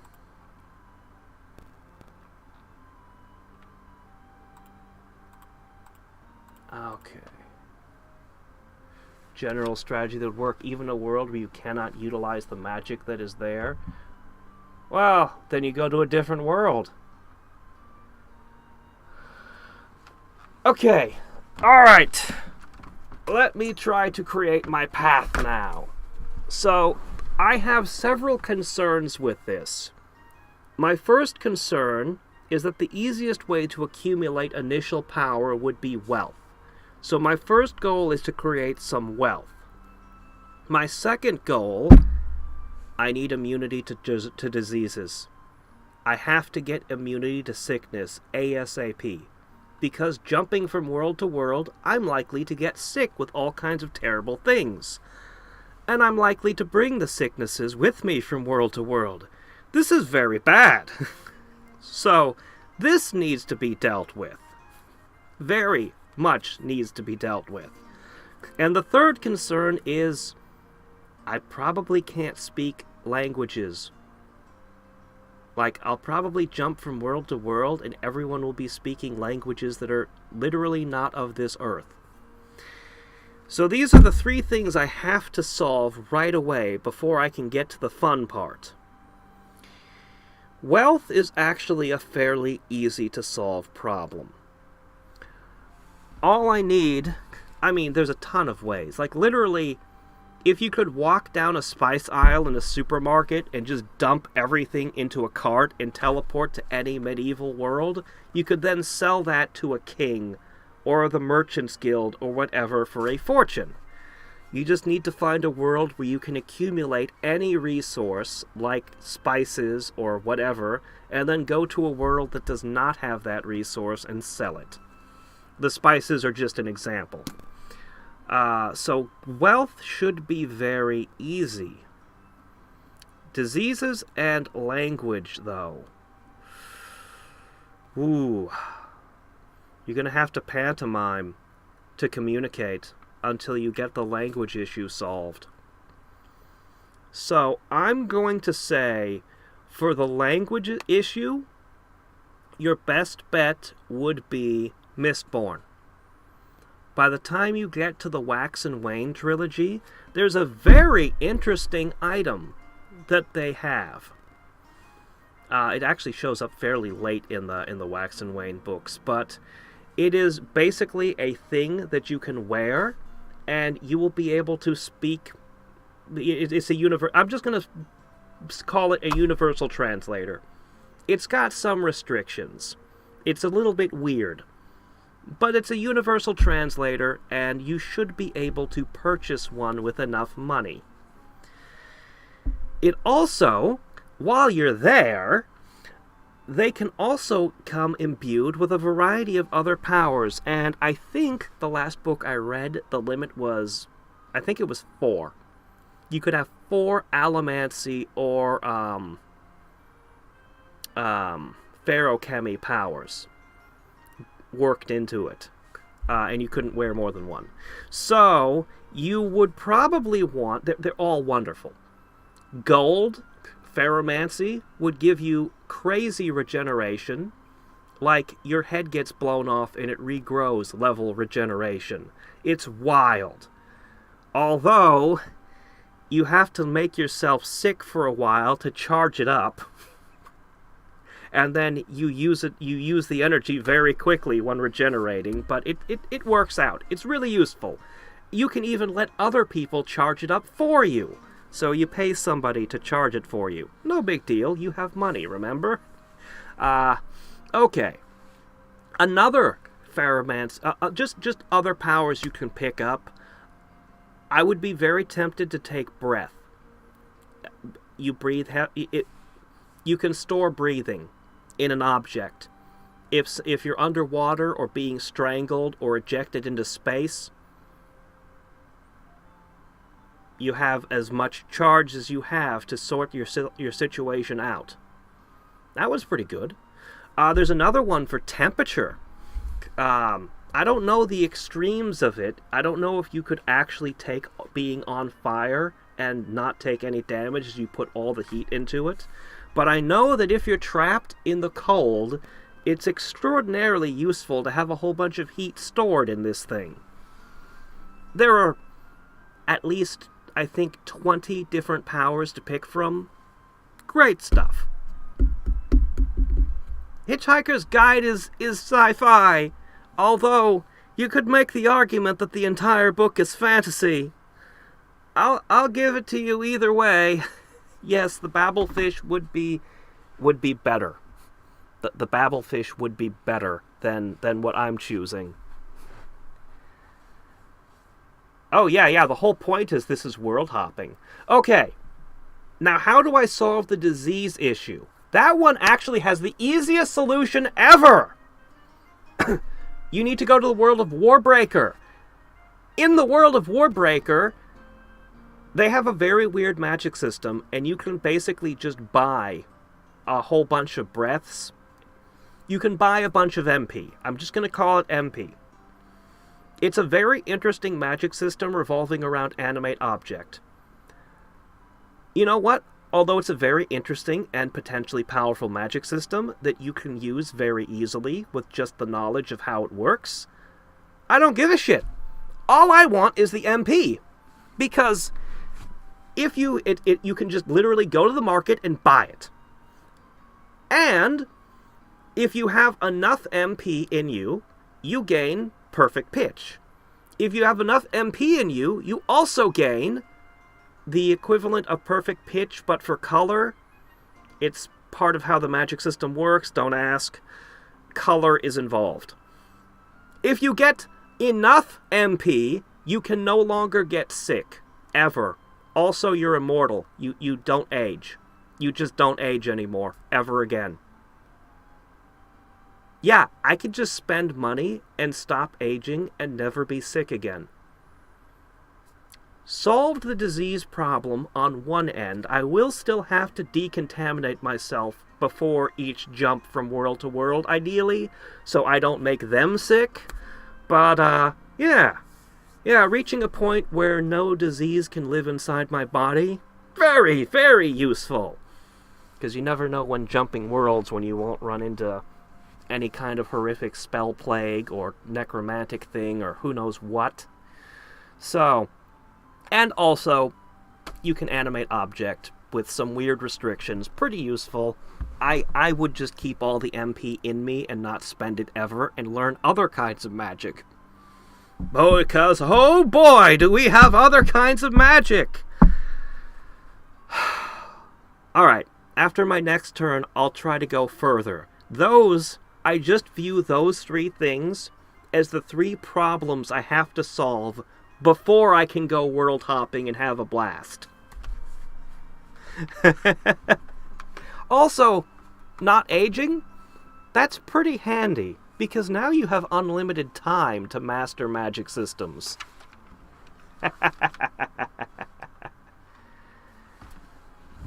Yeah. It should be my turn now. But Freya's hoarding all the turn. Freya, share some with me. Thank you. Oh, hey, dwarven crossbowmen. Yeah, you only have 4 figures. I don't need you. Seriously, 6-figure crossbowmen are absurd.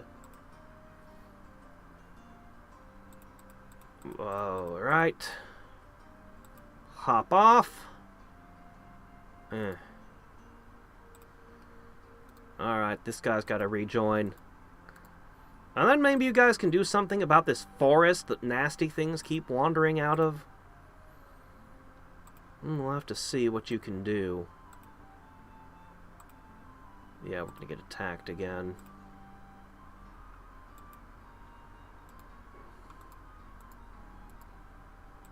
Yeah, you don't know why you sent your sage out.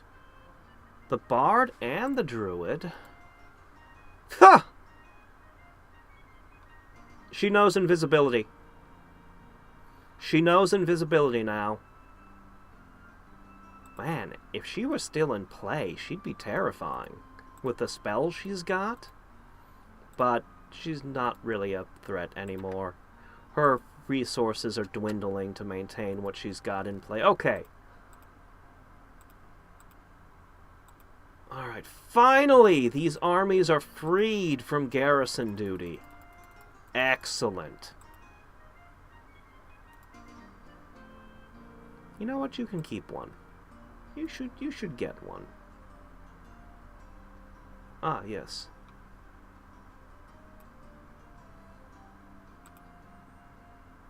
The units that come out of here are a little bit inferior to the ones that come out of these 2 cities, but that's okay.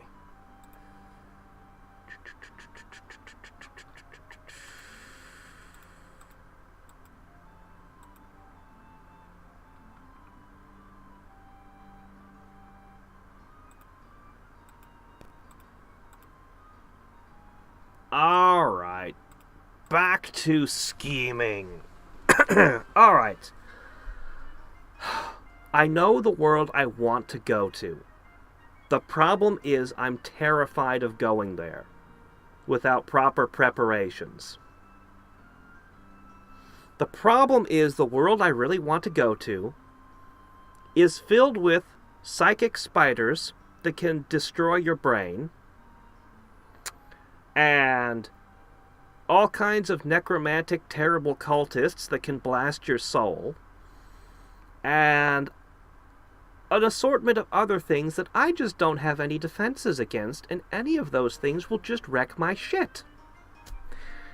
So, I need to prepare as best I can before I go to where I really want to go. My first stop, or I guess I should say my next stop, because we've already done the things established before. My next stop is going to be, I think it was called Master of the Mysteries? No, Lord of the Mysteries. I only want one thing from that dimension. I want exactly one thing, and then I'm dipping. I am not going to stay there.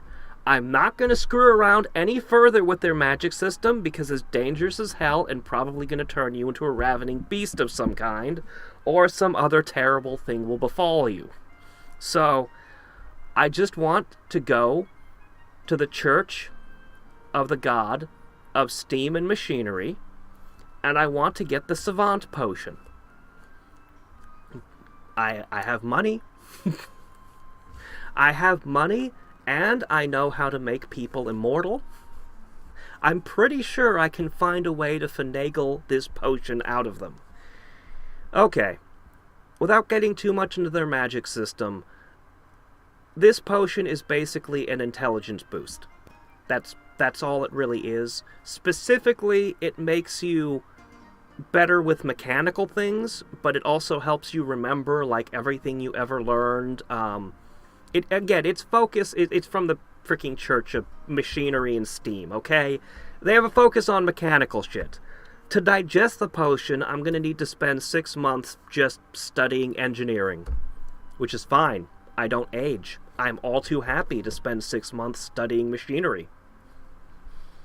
And I'm not going to go any further with that world. I'm going to buy a handful of those potions. Once I know the formula, I'm just going to get the ingredients, because I may wish to sell or share them in other worlds.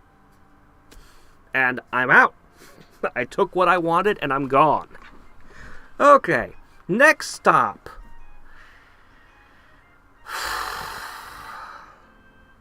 There are so many worlds where I can't get any magic out of them.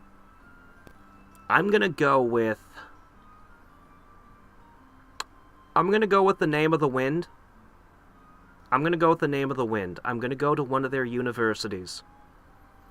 I don't have any interest in naming, because although it's a wild superpower of unimaginable utility, it's a dangerous magic, and a lot of the people who try to do it either never get anywhere with it or go insane. Or both. I'm just gonna pass, because I've got plenty of better options. What I do want to study from them, specifically, is Synergy. A fascinating magic system that is also extremely good for creating magical items with. It's also seems like it would be very compatible with... I'd be able to use it in conjunction with everything that I learn in the future. Basically, every time I work with anything, I should be able to use Synergy to make it better. It's not the kind of magic that lets you throw lightning bolts. It's complicated. It lets you change one energy into another, and it lets you affect things from a distance. And you can make items that do things. So, for example, you could turn kinetic force into light. Big whoop. You could also turn heat into kinetic force, potentially. There are rules, there are losses, there's a certain amount of slippage that might destroy your body if you're trying to do too much. However, it can do a lot of little handy things. You can rig up something with springs that's designed to activate when an arrow is coming towards you, and it'll activate and took, and it'll deflect the arrow by just using the kinetic force of the spring it unleashed, and then just sending it over distance to deflect the arrow. Like, little tricky things like that are very easy to do with this magic system. It may take years of study, but I think it's absolutely worth the investment, and it's very safe. Almost no chance of it screwing up, and it combos very well with that Savant potion I drank, and the fact that I don't age and have unlimited time to study. Also, I want to go through that library. There's a library in that university where even the librarians don't know most of what the books are in it or where they are. It's the kind of place where you could sink a massive amount of time learning all kinds of things. They also have an alchemy system, but I have no idea what it is or how it works. I would need to investigate it, but it seems like it might be useful. But since I don't know what it actually can or can't do, I'm going to leave it out of this theory because, I'll just leave it off the path.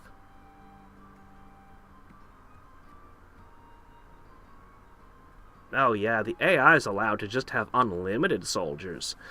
Okay, so where would I go next? I actually think I might go for a cultivation world, actually. However, here's the weird thing about cultivation worlds. Do I have a core? No, do I? See, in one cultivator world, everyone has a core. It's just assumed. In the next cultivator world, the core is shattered throughout your body and you have to assemble it through meditation. In the next cultivator world, Oh, yeah, nobody has a core. Nobody's born with it. You have to create it. Here's how you meditate and literally start gathering threads and creating the core. I'm gonna have to go somewhere and have the people look at me and figure out whether or not I have a core. What state it's in, and then plan from there. Probably I'd have to go to one world where I form the core, and then I could pick the world I want to develop it in to some extent. Although there's the cultivator rules vary so insanely from world to world that they might all be completely incompatible. But given a choice, if I could get any one that I wanted, I'd probably go with the world of Cradle. They offer a great variety of different kinds of powers that you could cultivate.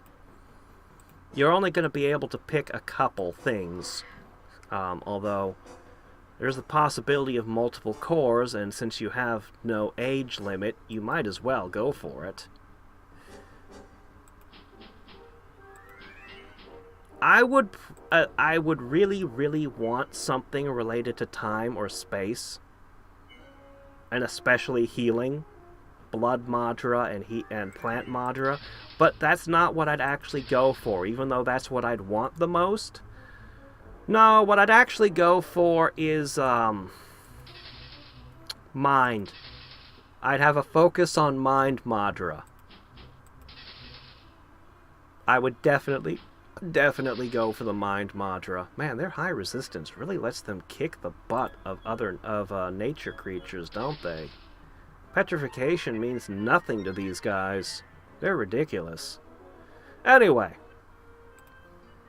I would go for Mind Madra specifically, and upgrade myself as far as I safely could. Taking my time, doing things slowly. Why Mind Madra specifically? Well, you know that I want to go to a world filled with psychic spiders. And this is the best protection I can give myself. Alright, this is your defensive lineup. Looks pretty solid. Alright. This looks pretty good too. Oh yeah. Those cities will be fine. And this army is finally 3! Let's go wrestle some manticores. Alright.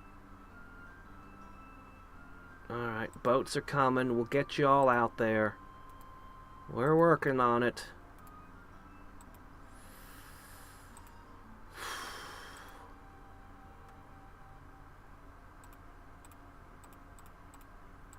Okay. So, by doing the cultivator stuff, you've raised the level of your existence. You've specifically been training your soul and your core, which I can only hope will protect me from hostile soul magic from necromancers, if that comes up. And we've specifically focused on Mind Madra in hopes that we can improve our mind enough that we can resist the psychics. But before we go to my dimension of psychic spiders, I want to try to train against psychics first. Does X-Men count as a fantasy or a sci-fi? I would train specifically with Charles Xavier if I could. Again, I'm pretty sure he'd look at me and go, oh yeah, that's probably a mutant with all his weird powers by now. And I have wealth. And I can sell freaking savant potions and immortality and things, so, you know. But if X-Men doesn't qualify, I'll have to find a psychic somewhere else that can be trusted. You know, it's really difficult to trust people to poke around in your head. You gotta be really careful with this. But I want to train my resistance to psychics as much as I possibly can, to recognize intrusions, to be able to fend them off, to be able to hide my mind any way I can. But, assuming that I get that, we can finally get to the place I wanted to go from the start. All that was just preparation for the world I actually want to pick. The Mother of Learning. I don't know what the name of the world is, but the story is the Mother of Learning. And there's this world with wizards and wizard schools and giant holes filled with monsters and who knows what from deep in the earth. And honestly, there's a lot of terrifying things about that world. Not to mention the hordes of psychic spiders that seem to live just about everywhere. And people don't know are living just about everywhere. Reading everyone's minds and, you know... Ooh boy. Yeah, they can modify your memories, do all kinds of horrible things to you. That's the magic school I want to go to. Is the one in that world. Because, my gosh, the stuff you can learn to do, especially if you can figure out how to do the rituals to give yourself proper psychic powers. It involves blood magic, and is very dangerous, but it can be done. And psychic powers are wild. They don't seem that special at the start of the story. They seem fairly tame and normal psychic powers, but by the end you'll have a very deep respect for what the psychics out there can do. And how insanely useful it would be. They also have studied heavily time dilation. So you can construct yourself your very own hyperbolic time chamber. If you can figure out how. All the stuff is there for tons of spell casting. They're the best place if you just want to be a wizard. Also, there's a bunch of item crafting. Oh yeah! If we got to do Cradle, there was a bunch of item crafting involving parts of ghosts. There's really no explaining it. I'm just gonna call it you use pieces of ghosts to make equipment, okay? That's a good enough explanation. You could make fantastic stuff that way. But also, in the Mother of Learning, some of the best stuff you'll ever see is golems and constructs and magic items. And I think you can combine all of these things, especially with synergism and the assault potion, the savant potion going for you. I think you could just become the master of crafting shit. Terrifying shit. Have your own army of golems. Oh yeah, also simulacrums. You can make clones of yourself. That's another thing you can learn to do there.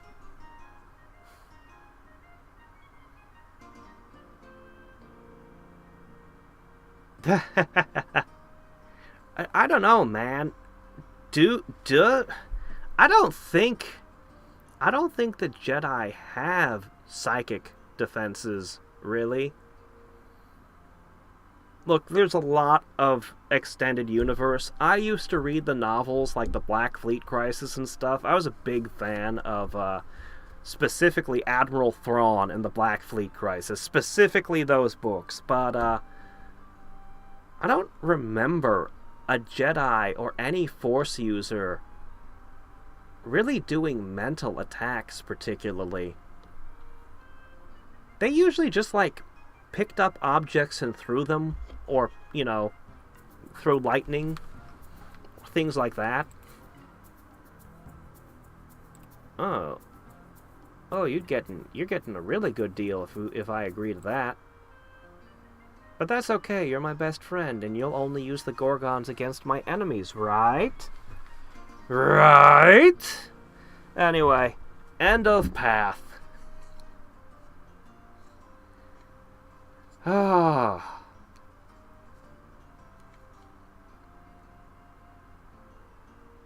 I know, that was fun. There's a ton of other fantasy worlds that you could get stuff out of, though. I don't think that I've created the best path or anywhere near it. And there's still some fuzziness at the beginning, figuring out how to exactly get the things without dying of the plague before you have them. You probably have to take classes on how to properly pantomime.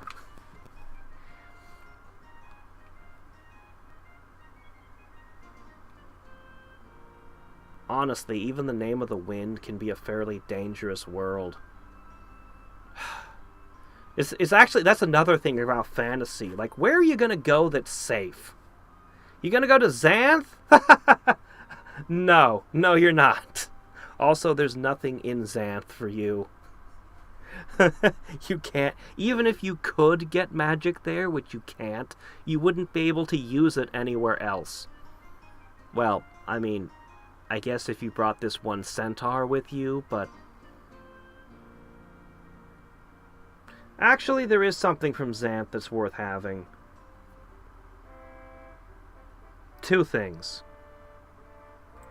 They have a Fountain of Youth, an actual Fountain of Youth, and it's not even guarded or anything. If you can find it, if you can locate it, and Xanth is basically a death world, but if you can get that water, you can also get some pretty decent healing potions too, from just ponds. But the other thing you can get out of Xanth is reverse wood. I don't think reverse wood would work on anybody else's magic. If it did, it would be the greatest, most useful item in the universe. But it's probably just not going to work. But you can still use it with Xanth things, like that Fountain of Youth water. So you could just be like, here, water of old, splash. I don't know, could be useful. Probably not, though. If the reverse wood doesn't work anywhere else, you just ditch it.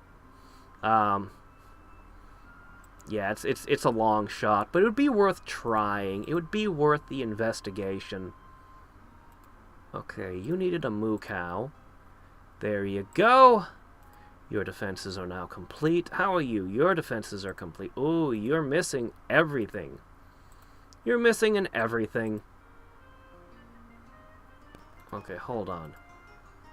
Okay, you got crossbow and alchemist. You need these two. Oh my gosh. Wait a minute. Is that... Yeah, that's an elixir alchemist. You're missing a immortal. Okay. Alright, that's almost here. We're almost ready to mobilize my entire army. We're almost there. We can move again, guys. Yeah, you know your little poison things aren't gonna do anything.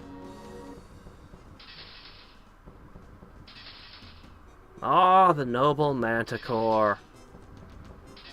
Its name means man-eater. All the fury of a tiger. And it flies. And it's got a poisonous stinger. And it's completely helpless.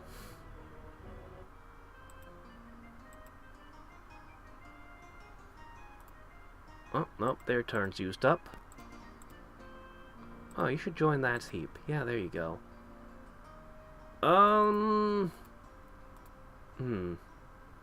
This army is... Okay. They're gonna be ready to move. Let me see, got that. Yeah! Once I get some troops up here, we'll just be ready to start invading Red territory. I know where his capital is. We should take a peek at what's in it. We should definitely take a look at what he's got. I'll have to do that immediately. Hurry up with the herb mastery. I need so much more casting skill. Precognition magic. Precognition's pretty good, although it's not perfect. But it's really useful. I've seen fantasy stories with the most wildly powerful precognition, and detectives figuring out how to beat it and catch the person. We're talking like precognition that'll literally warn you that somebody is plotting against you days in advance and tell you exactly what their plan is to defeat you. It's like, oh, is that what we're fighting? Okay. Precognition's very good, but it's not perfect.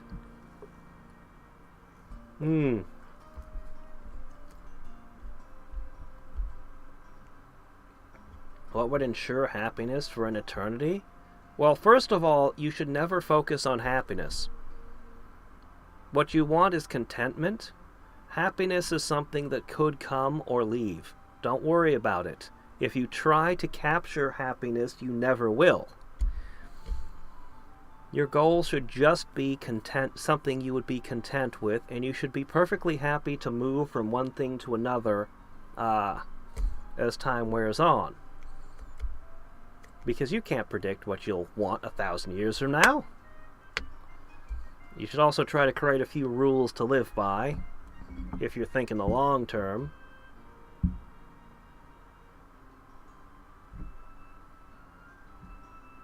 Does precognition necessarily ruin your ability to experience and enjoy life?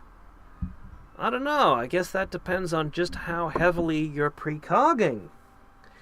If it's just warning you of dangers, that's fine. But if you're literally scanning every day of your life before you live it, you're probably overusing it. There's a really fantastic kind of, if you want to be absolutely, truly unkillable, Bakano really has you covered, if that's what you want. But I wouldn't recommend it. If you can get a hold... So Bakano... It's the Prohibition era. There's an alcohol, a liquor of immortality. If you can get that, it is absolute immortality. Like, you can be burned alive and reduced to ashes, and you will just... Oh my gosh. He successfully bribed me.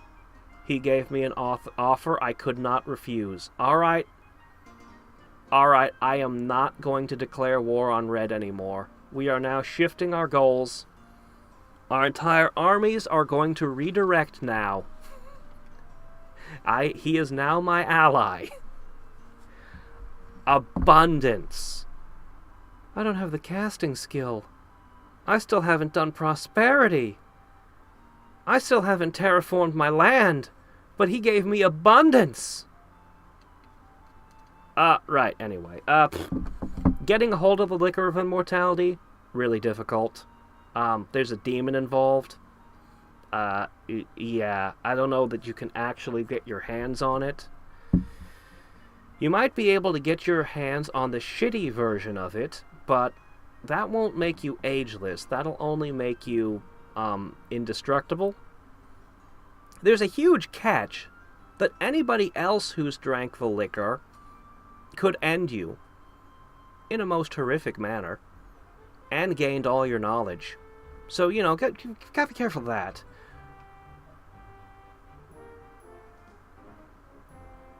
Sure, whatever. But yeah, other than that, you just don't go to that world ever again. Problem solved. Yeah.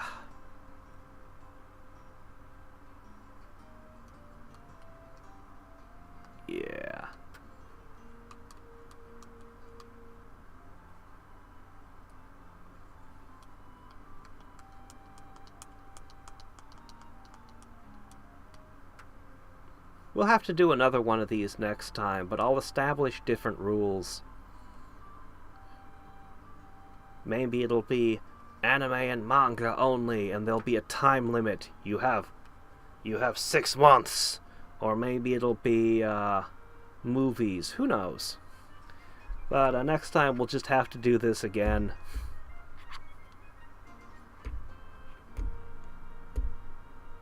I can already see a path for anime manga only.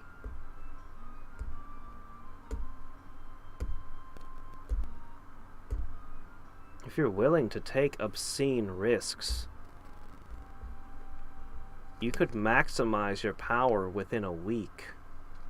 But you'd have to be willing to take obscene risks.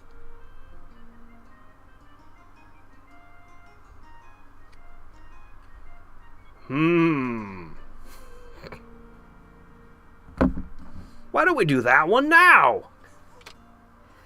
Anime manga only. You have 1 week to accumulate as much power as possible. I don't care if you bring people from world to world, but you don't get to count them as your power. So you can't just make friends with Saitama and say, haha, I win. No. It's gotta be your power.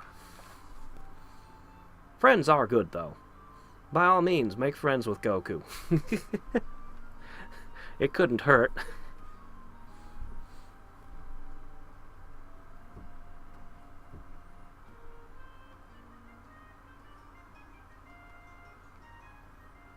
I guess I should specify. You've got 1 week, anime or manga that you've actually watched or read. Again, you know, you shouldn't be pulling from things you're not familiar with, because you're not familiar with it.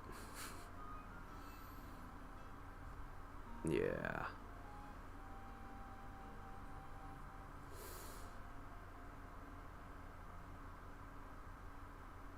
It's a terrible path.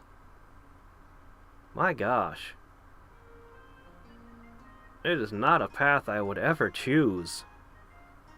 But, you know, we'll assume fate of the world. You have 1 week. It's like, okay, fate of the world. Time to do some things. Whew. Make friends with Goku and chill. Job done. Ah.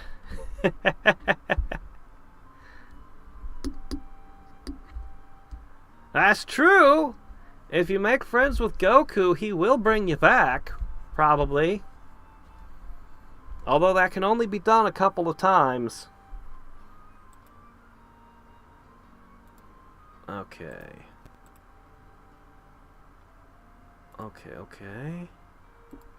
So that was all resolved. You're going up this way. Okay, we're no longer plotting against Red. Hold on, we gotta plot against people again. No, wait, no, it wasn't Red.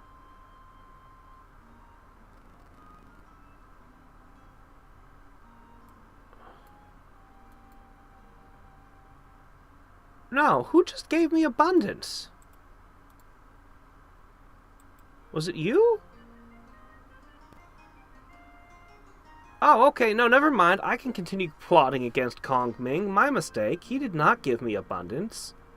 Okay, never mind. Alright, no, right back to what we were doing. Okay, I am plotting against Kong Ming. Right, okay. He looks like easy pickings. He's got 4 cities right here. I need to view his capital. He's got 1 more city over here, and honestly, I don't really think he has... Oh, no, he's got a little bit up here, too. Right. Yeah, he did. Yeah. I think I can crush him down to 1 city. I'll end up with a bunch of trolls, which will not be particularly useful to me, but... I'd prefer more beastmen, but, you know, what can you do? Freaking peace world. Everyone's at peace. Well.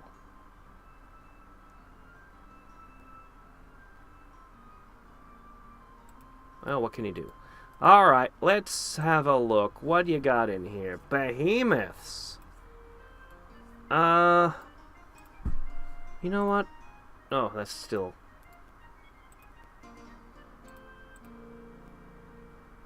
I need to take a closer look at what's in there. We'll strike next turn after I know exactly what I'm getting myself into. I think they can handle it. Oh no, it's not that... trolls are fun and interesting. I'm not sure exactly the balance of them at this point. The problem is... they're a kind of a melee or early game kind of race. They don't produce any spell power, and they're kind of bad at spell research, and those are the things I want right now, is power and research. It's not that they're bad, per se. It's just that they're not what I need at this time. Although they may or may not need a buff. I don't know. I'd have to play them. The balance of warlords is not something I'm an expert on. I freely admit.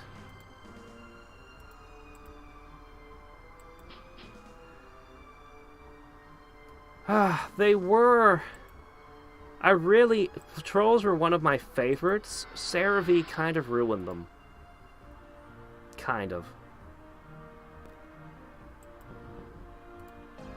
I don't know how they are in Warlords exactly. How they measure up. But,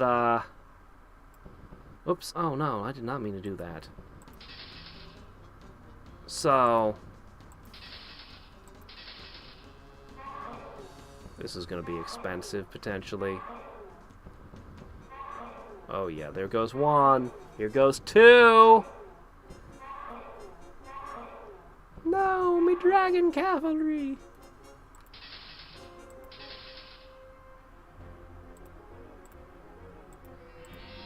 Not surprising.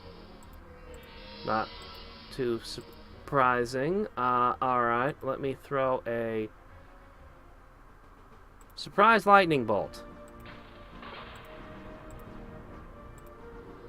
Oh, good. Okay, we saved one.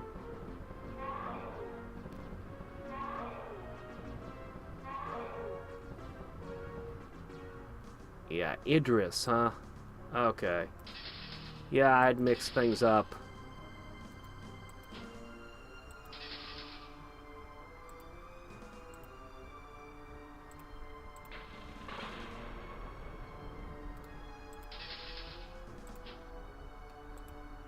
Seems like the immortals are the only thing that'll survive. Oh, you're running away. Running away, eh? Anyway, we managed to preserve at least one. What?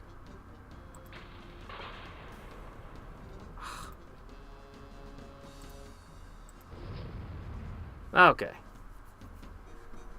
Well, I hope this was worth the price. 2 items. Crap.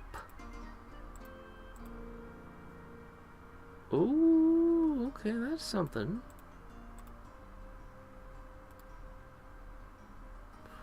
Alright, let me see. 1, 2, 1, 2, 1.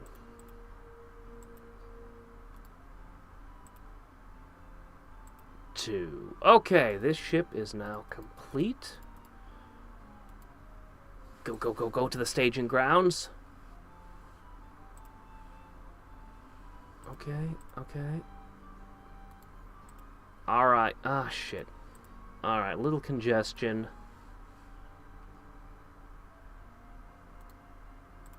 Alright, we'll sort things out next turn. This is fine.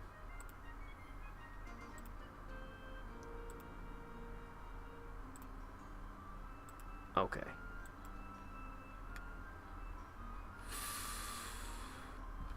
Yeah. The problem with trolls is almost everything got a buff.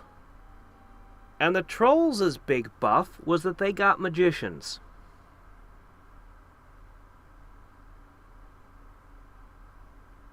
It's just not what they do. They're regenerating melee units. Also, regeneration just kind of got worse in general because a lot of things counter regeneration now. Like, there's just more spells and things that crush regeneration. There didn't used to be focus magic cockatrices flying around in the world, you know. But yeah, the magician is just not doing it. They got, I think war mammoths got a buff, but war mammoths don't regenerate. I think war mammoths are really cool, but I hate them. I love them, but I hate them. Like, I want to play regeneration. So I think in Warlords, trolls are probably way better because you get shield bearers, and that alone would just go a long way. A long, long way. But yeah, magicians are just all wrong for trolls. So, you know, war trolls just aren't what they used to be. You can make them undead again now, at least. That's still an option. Or once again an option.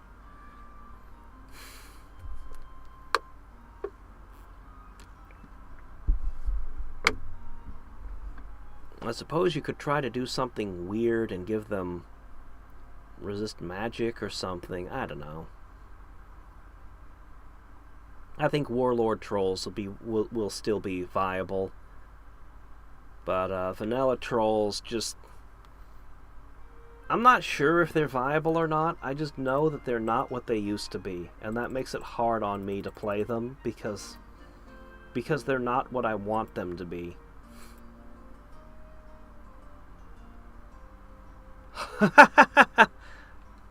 Dude! Haruhi! We're not even sure if Haruhi actually has the powers, or if it's actually... I think his name was Kazuma? Fans aren't even certain who has the power. But, I mean, she has no control or knowledge. You can look at how much her friends are not benefiting from her abilities.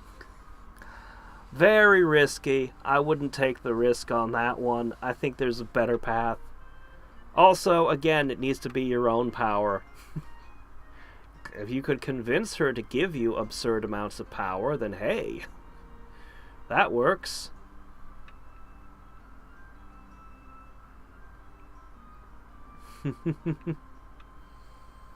If you can fascinate her. Unfortunately, her world is identical to your world. So how are you even going to convince her? Now, if you visit a few other worlds and pick up a few trinkets first, then you could catch her eye.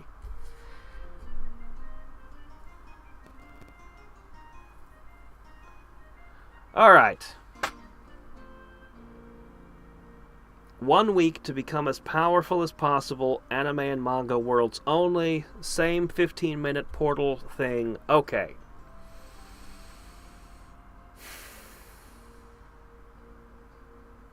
I don't know exactly where to start. We're gonna have to take risks. And, okay. Alright. Okay. Okay. What's the name of it? Konosuba. Step 1, Konosuba. Why? Because I can go into a guild with absolutely no resources and receive a class immediately. Just get tested on what my abilities are, sign up, pick a class, and I can even spend skill points to gain abilities. I don't need to stay there. I'm just picking that up, and oh hey look, there's a bunch of adventurers that I can hire while I'm here. Yes, I have a job for adventurers. Next up, I'm going to pick one of those post-apocalyptic worlds. One of the ones that doesn't have zombies in it, where just everyone's just gone. I'm going to take the adventurers I hired, and I'm going to give them a salvaging mission. I get a cut of the loot. I hired them by opening the portal and saying, hey look, there's jewelry shops, banks, gold, all kinds of things in these cities. I want a cut. I will be returning in 8 hours, 12 hours, whatever I think is the right timeline, and I will return you to your worlds with however much you've managed to get. You just have to give me my cut, and I let you go through the portal home. Okay. I don't even need it to be a very big cut. They're just going to bring me back gold and jewels. In fact, I probably have to dig around while I'm there and try not to let buildings collapse on me or floors go out from under me, to just grab some jewelry and shit real quick so I have something to spend to begin with. Again, pick a world that wasn't wiped out by freaking zombies or anything that's still around. There's quite a few anime where we don't know what happened. Just everyone's gone. Okay, next step. You know what? I'm gonna take a few of those adventurers. And I'm going to go to a specific world. The Fruit of Evolution? I think that's the name of the anime? Anyway, I only want one thing. There's fruit, and if you eat it, you go through horrific agony, and then you get buffed in, like, I guess everything. Just everything. You just get better. Yeah, just take a group of adventurers, fight some monkeys or something, get some of the fruit. I'll share some of it with them while I'm at it. Sure, why not? Good relations with my mercenaries will be useful in the future. I will then tuck the fruit away for consumption later when I can afford to lose time writhing on the ground in agony. Because time is precious, we only have a week, so we spend it carefully. Planetary Mastery.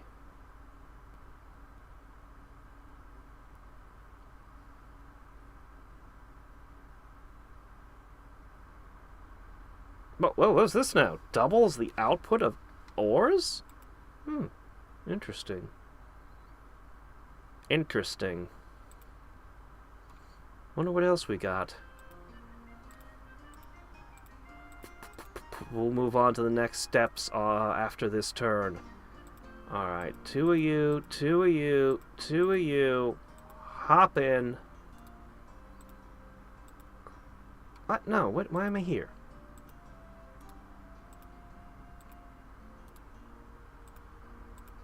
Perfect! Go. When that boat arrives, we should be good. 1. Wait, where's the spell casting? Oh, Warlords changed you. Ooh, -4. Ooh. You're now a big lug. You're the king of petrification, I see.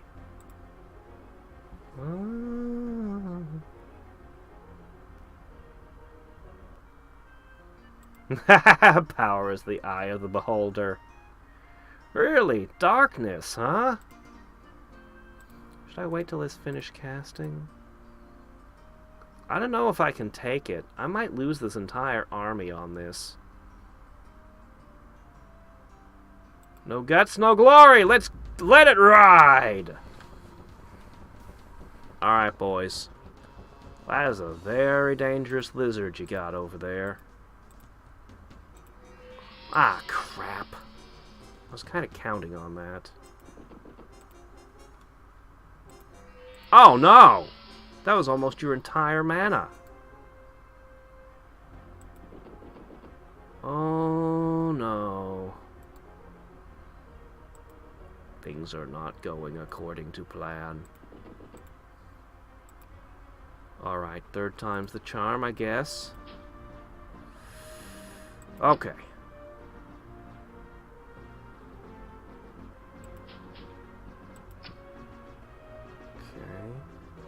You can attack flying things,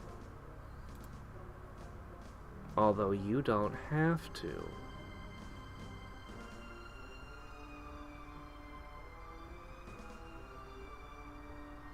I cannot afford to cast that, actually. That would be not good for me. No, Hurricane would be a great idea if I was melee only. I am not. I'm going to make you a webmaster. You are going to back up.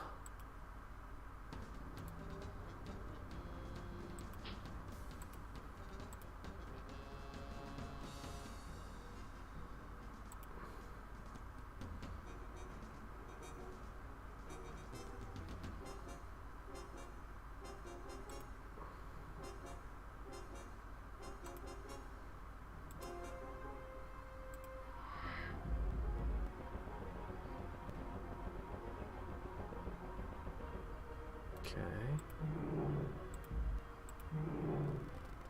Oh, nom.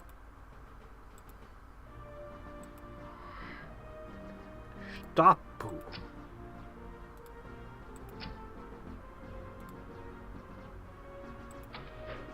Not good enough.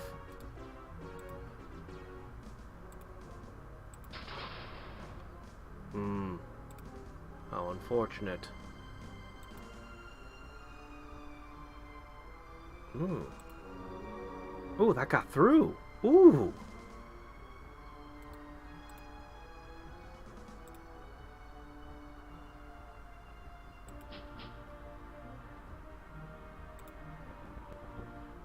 Oh, good. First strike that away. Only mildly risky. Hold. Man, I love that spell.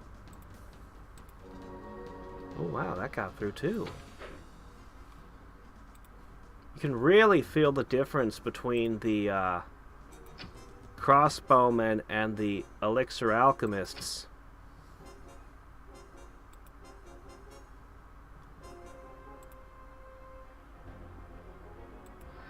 Armor piercing's worth a lot when you're fighting something that's got 17 armor.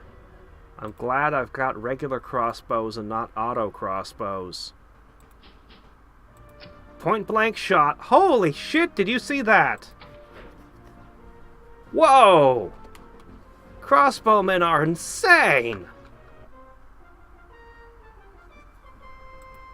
Yeah, guiding beacon! Oh, they just got deadlier. Oh, hey, who wants Blade Master? Ooh, a Mace of Speed. I think you should have that. Blade Master? I don't really want any of you to be really fighting, but you know what? I'm going to give it to you. Well, this is interesting and all, but I'm going to give you regeneration, and now you're a terrifying Lizard of Doom. Now you've got haste plus Blade Master plus a whole bunch of regeneration and resistance, and you're lucky. Bleh. Okay. This is not a proper hero army. There's only one ranged attacker in there. Okay. 1, 1, 1, 1. Oh. Oh boy.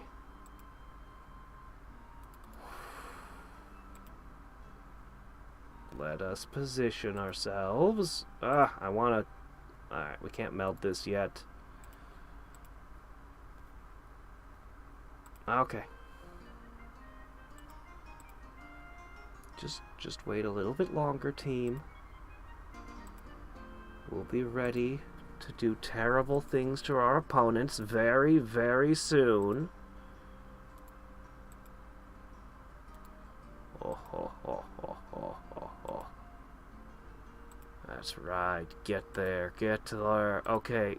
Herb Mastery.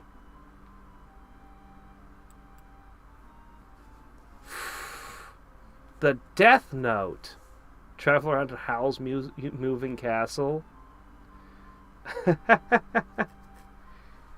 You know, I don't know, man. You gotta know their names. You'd have to get the eyes of the Shinigami at the cost of half your life. And then there's that whole thing about not going to either heaven or hell if you used a Death Note, and we don't know what that means. That's certainly a powerful, powerful artifact, though. Where was I? Where was I? Oh, yes, we got the fruit tucked away. Okay. A Death Note is a hell of a lot of personal power. I'll say that. Top tier on that. I don't know. This is very, very potent. I was going a different direction here. So I got the fruit. I got my mercenaries gathering money. Now it's time to get serious about what we're actually going to do. There's a few things I want from the Dragon Ball Z universe, but only one of them is actually essential. I want access to the hyperbolic time chamber. Now, there's a ton of other hyperbolic time chambers in anime and manga. They're not uncommon, but none of them that I'm aware of can do a year's training in a single day. And we've only got a week. That 7 days could become 7 years given access to the chamber. Unfortunately, we won't be able, even if we do get access to it, we won't be able to make full use of it. Because we'll have to spend a bunch of time hopping worlds and doing things. So that's the biggest if. Somehow convincing the fricking Namekian and Mr. Popo to let me use that chamber. But not in the way they normally use it. Not at all in the way it's normally used. Because I'm not there to train. I'd also love to get my hands on a couple Senzu beans. I mean, honestly, those would be fantastic. Even one of them, an instantaneous full heal. You can just have that in your mouth while you're fighting, you know. The moment you swallow it, you're full healed. So just, you know, yeah. Pretty good. But the other thing that I actually want that's fairly easy to get a hold of should be the capsule tech. It's ubiquitous. It seems to be everywhere. Just little capsules you can toss out and boom, you've got a motorcycle. Boom, you've got a freaking house. Definitely want a few of those. And if possible, I'd like to hire their best scientists. Preferably with access to, whatever data still exists about the creation of the Android project. But we have to move very quickly, so we might not be able to get everything we want, but we're going to be jumping around a lot. Next stop, One Punch Man. Yeah, I might as well make friends with Saitama, but the important thing is to try to get a hold of Genos' master, the guy who made Genos into a cyborg. Let's make one stop before we go there. Pokemon! Yeah, we have actually multiple anime and manga to pick from, but multiple manga anyway. Doesn't matter which one. I'm only there for one thing. I want Pokeballs. Sure, I'll capture a Rattata or a Pidgey or something while I'm there on my way out, but that's not what I'm there for. I'm there for the Pokeballs. They're inexpensive. I'm going to buy a handful, 2 handfuls, 3 handfuls. I'll fill a whole backpack with them if I can. Pokeballs are going to be quite the thing. Back to Genos' master. Hi, I need an expert on turning people into cyborgs. I really just need you for a week. There'll be some hyperbolic time chamber involved, so it might actually be years, but it's fine. Look at this. This is capsule tech. Poof. Yeah, I got books I borrowed from this library. I borrowed them for a week, but given our purposes, that's fine. On how this stuff works. Yeah. Oh, this is a Pokeball. Yeah, see that? Yeah. Would you like to study this interesting technology? Come with me.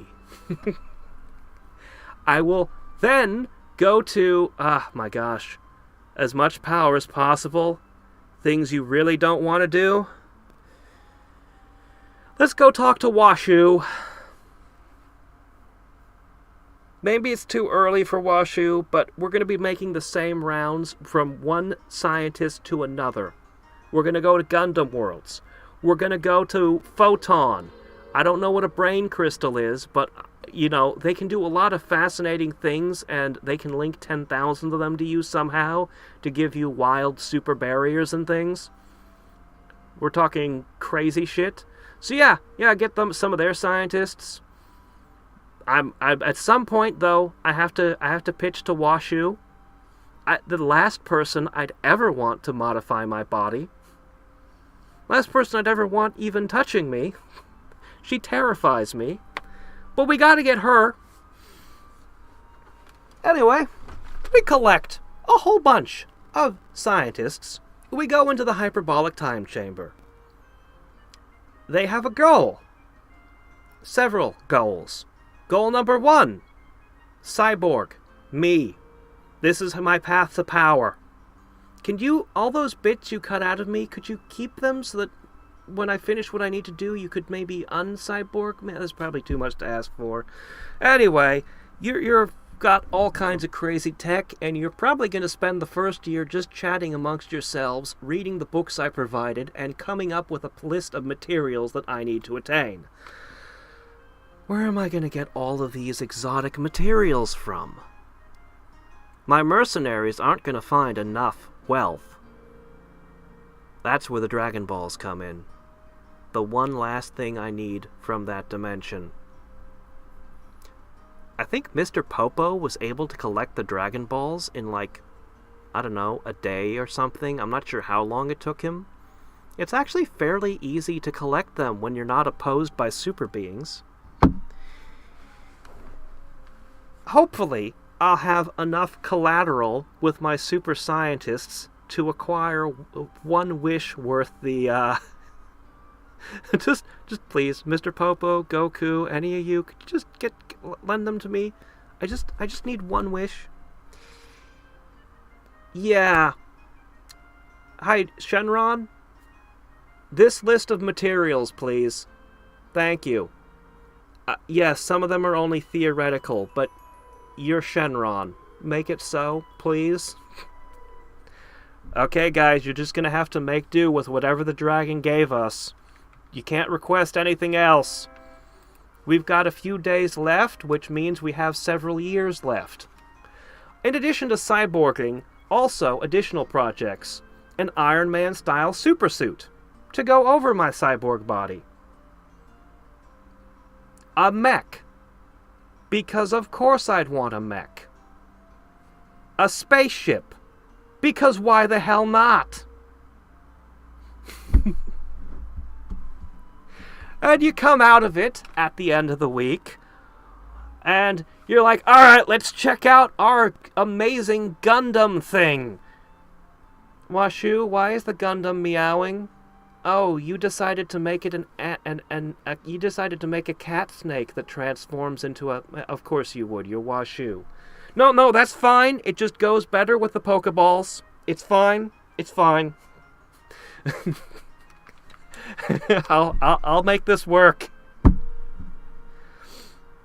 Yeah.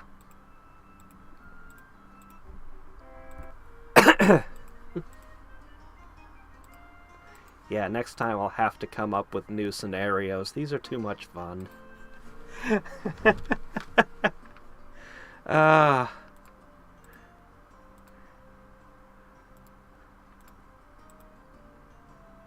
Okay, we need to... Alright, we need to sort things out. Now that we've finished Herb Mastery, first...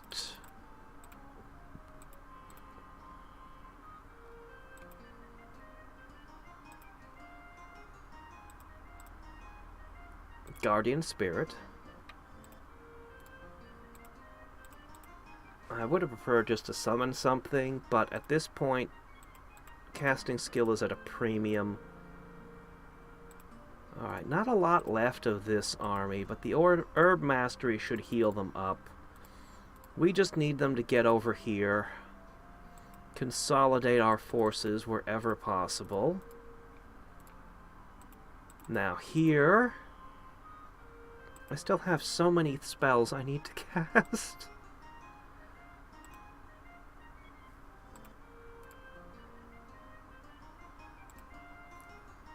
Remember that Spearman? Yeah, he gets to live here now. Okay. Yeah, we're totally poised for war here. And you guys will be ready to rush in and dump defenders on those cities. I should be able to clear these three very quickly and easily.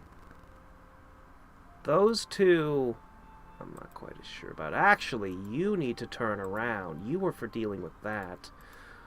I don't know if I have the forces to take it left.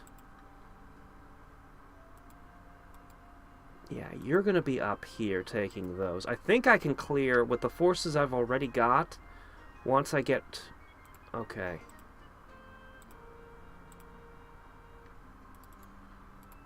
I think with the ships I've already got in motion, I've got everything that I need.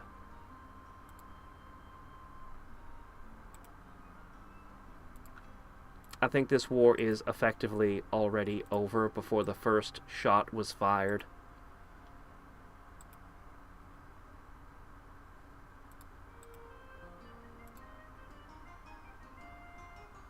That's fine. We can wait one turn. Okay, now... I still want to summon a Thunderbird to scout for me. There are friends out there I could make the acquaintance of.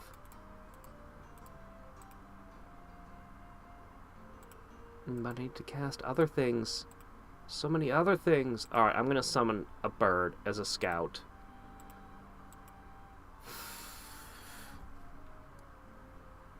Do you think they can turn the 10 times gravity on and off in the hyperbolic time chamber? If they can't, I'm pretty sure one of my scientists can figure out a way to solve that problem. I mean, considering the kind of people you're bringing with you... Washu would probably just take that weird cube that Mihoshi has and rotate it a few times like a Rubik's Cube and solve the problem.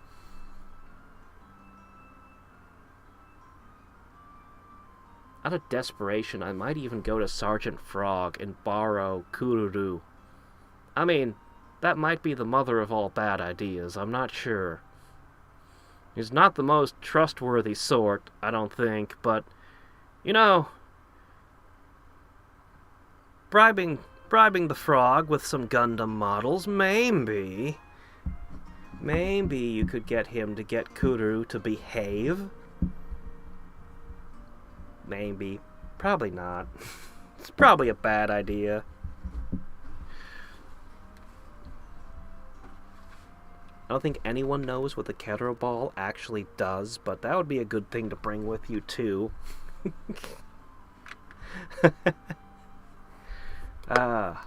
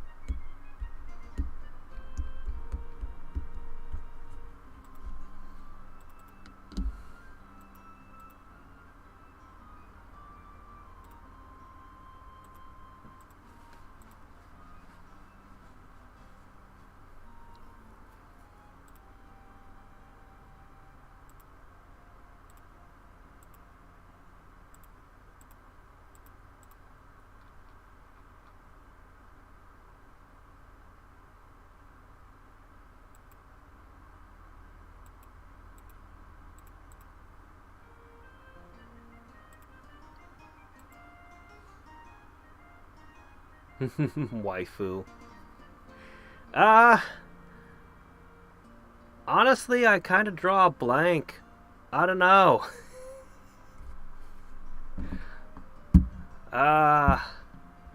Jeez. Yeah, I don't know. I have no idea. Like, who even... Given all of anime... I don't know, man. Most of them seem to be violent. And very not understanding. Always assuming the worst when they see their love in any particular situation. They just always assume everything's the worst possible.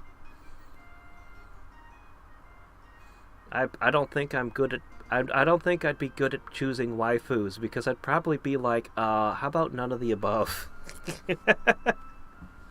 In most circumstances. I'm sure if I thought about it long enough, I'd probably be like, oh yeah, there's this one character.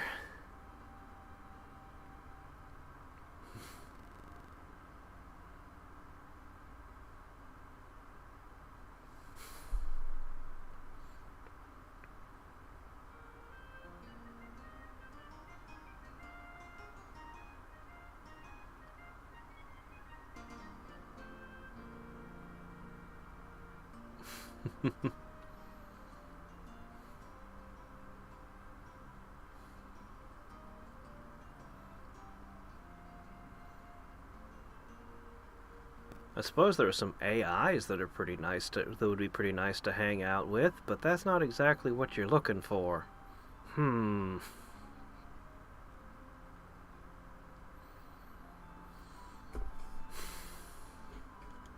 I remember thinking that Ukyo would have been Ranma's best choice. There actually has been a few times in anime where I've been like, you know what? I know that this is the couple is gonna happen, but, you know, for this character, this other character would have really been the correct choice. Akane is not the correct choice. Ah, jeez. But,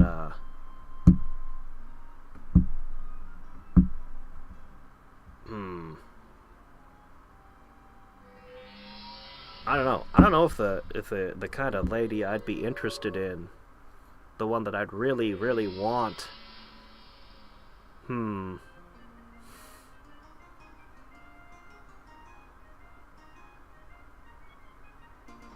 Belle Dandy? From Oh My Goddess? That would be great. There we go. That would be top tier. Is that aiming too high?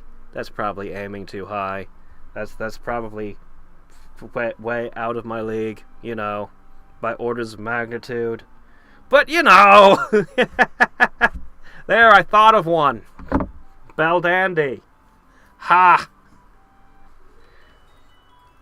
Admittedly, her family would be troublesome. Difficult, very difficult family.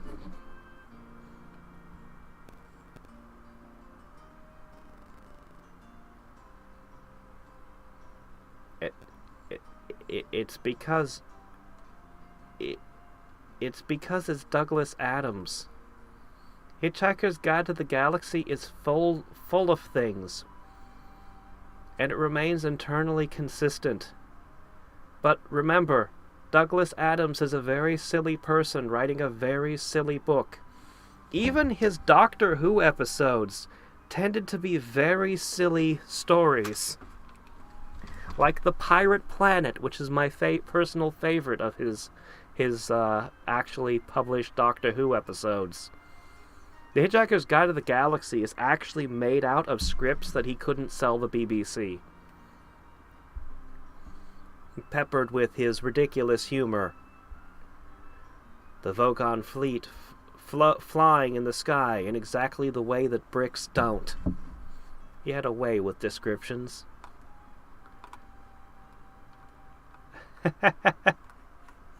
Yeah, a bit too perfect. Yeah, probably.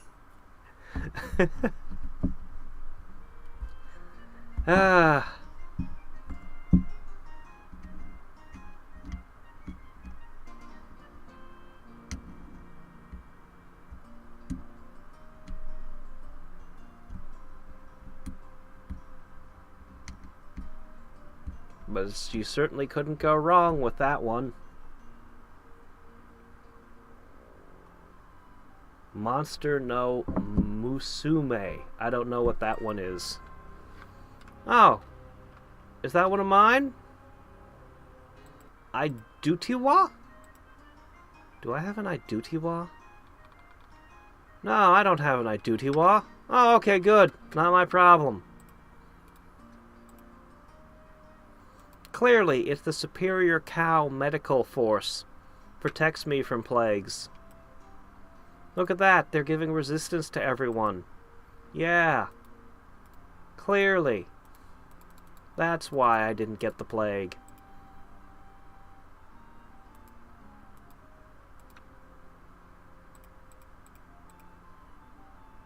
No, I'm not gonna do it. We've had enough COVID jokes. I don't need to make one here. No. They've worn out at this point.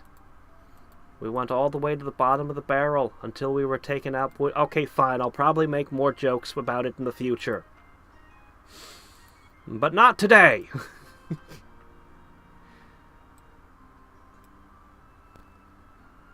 I shall abstain from the low-hanging fruit at least once in my life. Okay. Yeah, you're gonna kind of zoom in and out to see what's going on. Patrol. Meld. Alright, we have more power than ever before. And I notice nobody's screaming at me about being too powerful. That's one of the things I really appreciate about the larger maps, is you don't have to constantly be told, oh no, you're too big, now we have to fight. Yeah. My gosh. Oh boy. We're running out of time. The Thunderbird Scout will be here in a moment. And then I can get back to casting the kind of spells I want to cast. I mean, she'll tank all the damage, but she'll also bring upon you terrible things. She'll also continuously put you in the worst situations.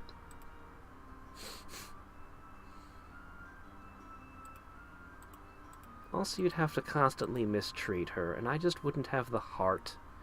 I couldn't be the person that she'd want. It would never work.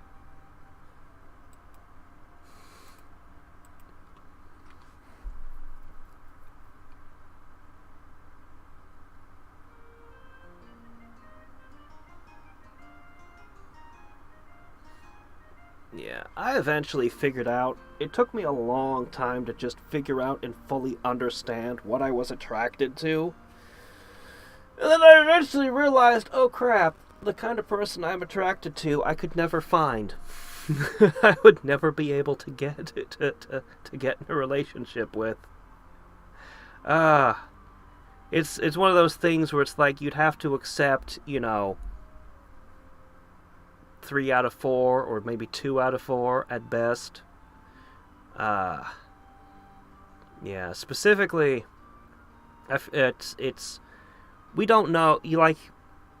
If you don't know what you're attracted to, you got to figure it out.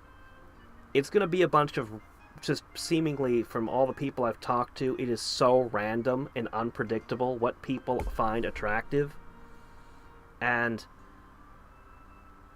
while I feel like we may be able to have some control over it, maybe, if you wanted to, I think it's difficult, and for the most part, you're just kind of working with the hand you're dealt, for the most part. So, you know. But once you understand what it is, whatever it is, whether it's a certain hair color, a certain style of clothing, whatever it is, you now are aware of one of your kryptonites. Because those are the things that are going to make you make very bad decisions.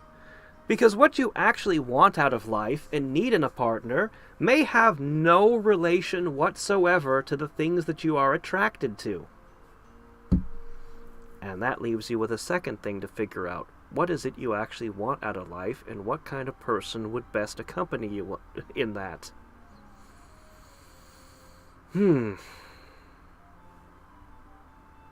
Everyday Life with Monster Girls. Oh, it's a harem anime.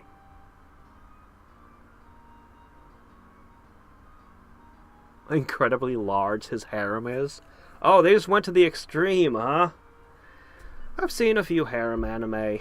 Obviously the Tenchi, I'm not a big fan of,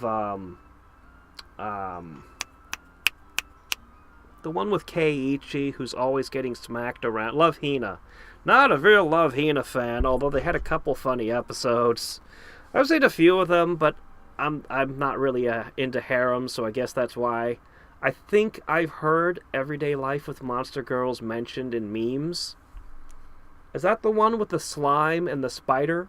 I've seen images of a guy with a spider woman thing and a slime woman thing. And I think a harpy that doesn't have arms? These might be different shows. These might be from completely different shows. I don't know. Anyway. Yeah.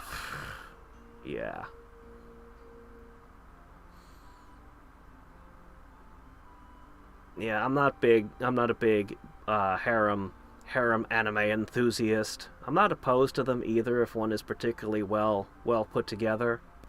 But I'm more into shonen, sometimes slice of life.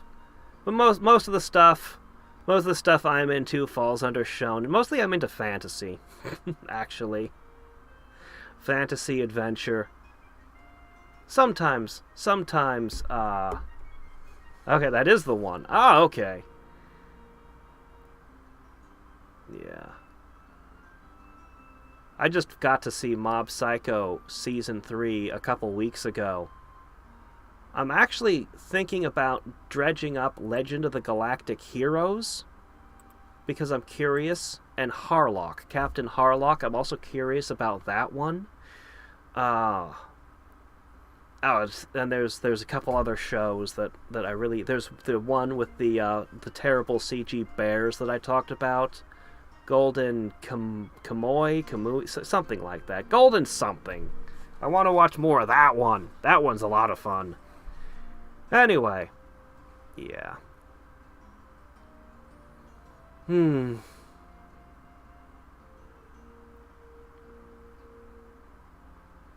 Believe it or not, I haven't even watched most of the slice of lifes that were super popular. Like, I've seen K-On!, but I haven't seen, God, I can't even think of the name of it. What's the slice of life, like, everyone watched, and then Japan made the main character, like, an honorary citizen?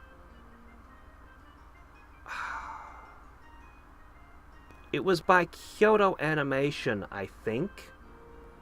I think it was by Kyoto Animation. I don't know. I can't think of the name. I haven't watched it. It was like I was like, there's this one everyone's seen. I'll name it, and it'll be like, yeah, that's just how much I haven't seen. And then it's like I can't even think of the name. My gosh.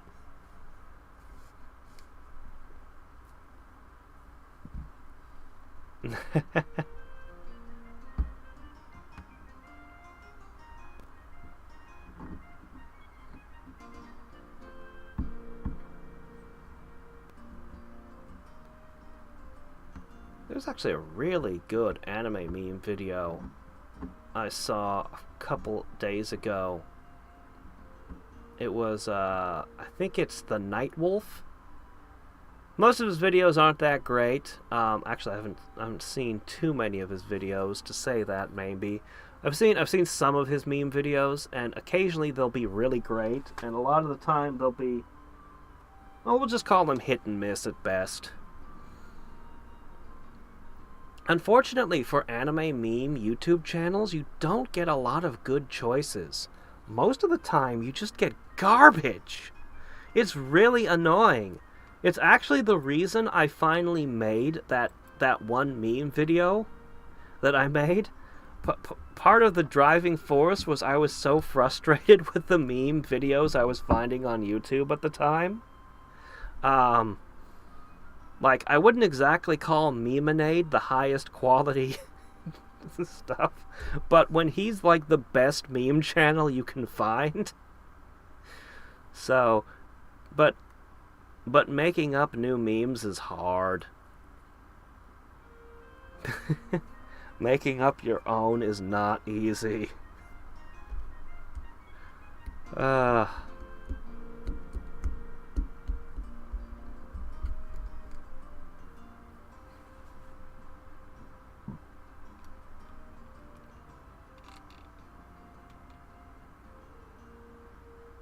Wouldn't a slime have, like, no firmness to it, though?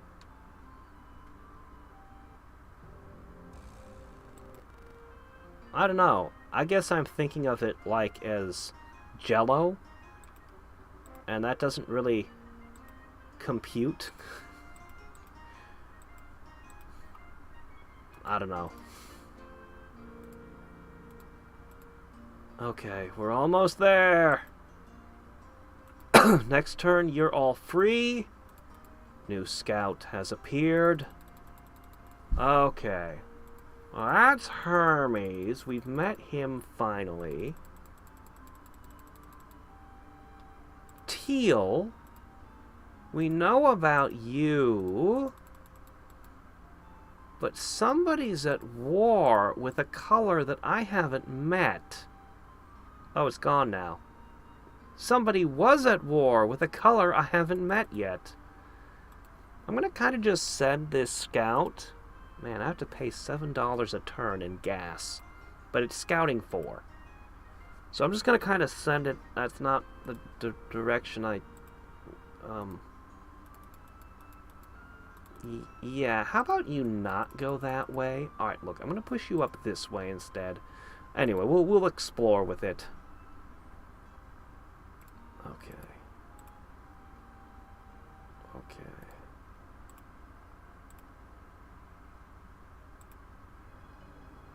Ooh. Well, there's no webs in a chaos node. Pretty strong, but maybe not that strong. What are my options?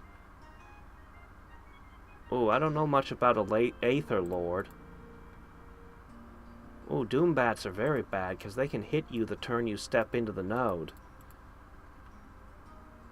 There's something.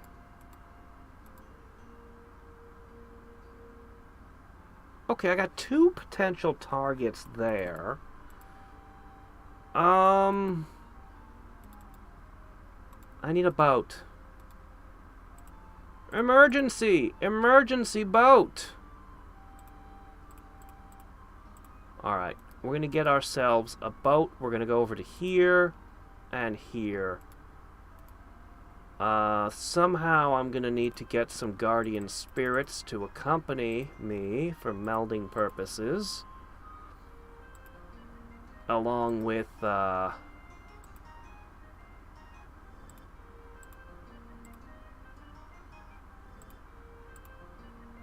with a couple magic spirits to leave behind for what they're worth.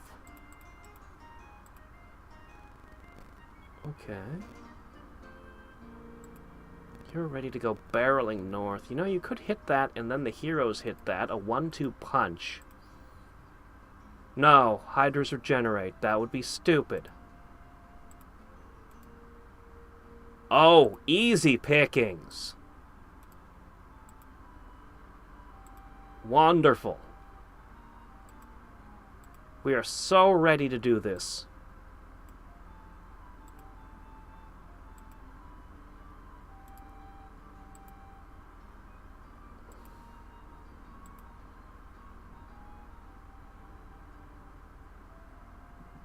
Okay.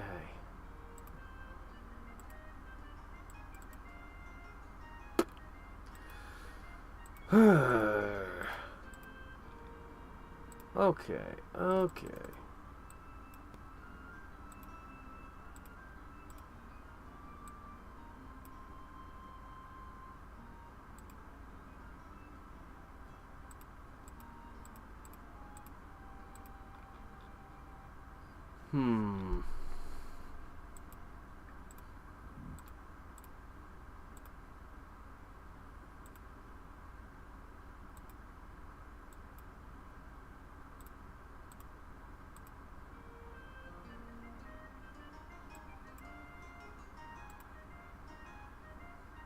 Toradora. I've heard the name, but I don't know what it's about.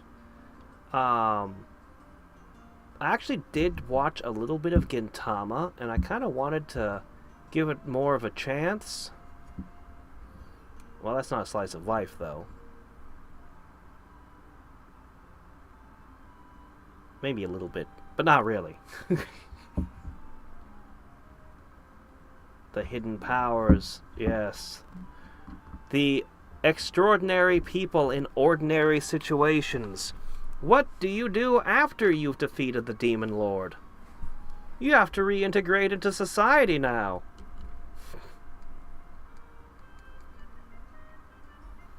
Oh, the Chronicles of Amber?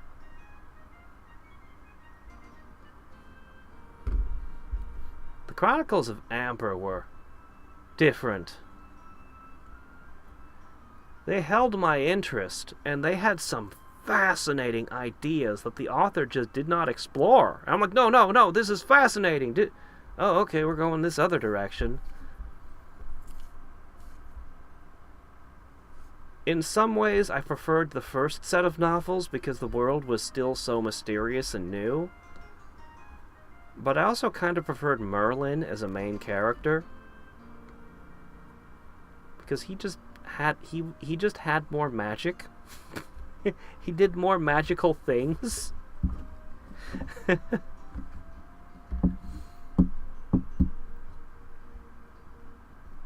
Also, it was kind of fun looking at people and going, yes, I just read the Trumps of Doom. Because they'd always look at you for a moment, thinking you must be talking politics. But no, you're talking about an old fantasy novel. This is a great thing to say. Yes, I just finished reading the Trumps of Doom. It's just, you gotta... I doubt it would work anymore. But at the time, you got the best expressions from people. They just didn't know how to process the words you just said. I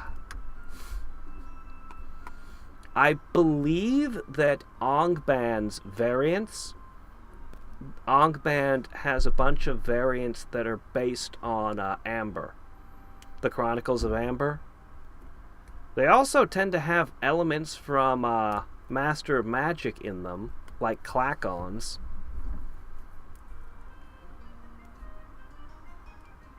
But they also tend to be very weird, heavily modded, and the balance and everything is just madness.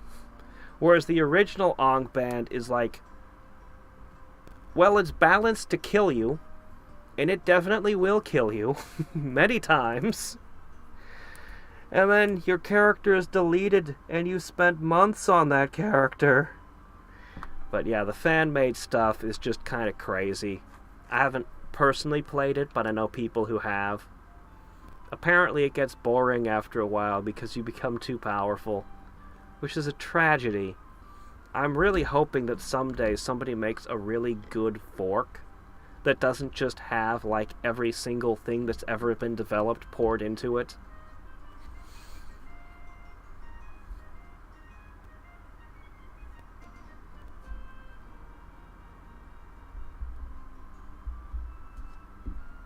My gosh, I didn't realize that Amber was this popular. I thought of it as one of the more obscure series that I delved into. But no, I guess it's fairly popular. How about that? Honestly, I feel like Amber is more sci-fi than fantasy. On the face of it, it has to be fantasy. But it's the kind of vibe it gives off. I don't know if that makes any sense, but it just feels more like it's a science fiction than a fantasy. Somehow.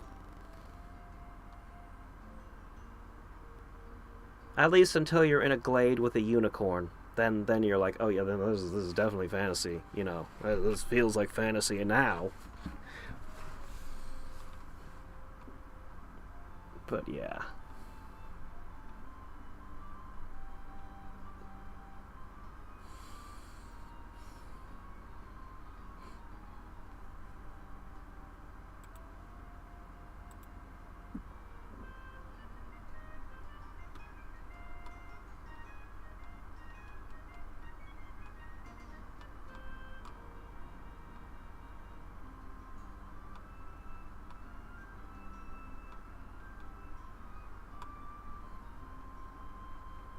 Yeah. I don't know. As I said, I just... There are so many ideas that were in the Chronicles of Amber that I just found so incredibly fascinating. And some of them were bad ideas. But, you know... But no, it's such fascinating things. Like finding the, when they go to, when you find your enemy who's trying to kill you, has a shrine to you, it's like, oh yeah, he worships you. What? He's trying to kill me. Oh, well, he's kind of disassociated you from the idea of you. It's actually fairly common that they worship your family, you know, among... It's like, whoa. What a fascinating idea. Or the broken pattern and the ones who walk the broken pattern. And it's like, he describes it, he gives you a little bit of information about it, and that's it. He pretty much just never looks at the idea ever again. And you're like, no, this is the coolest thing about your universe. Let's explore this. Nah, he's done. He's gonna go do other things now.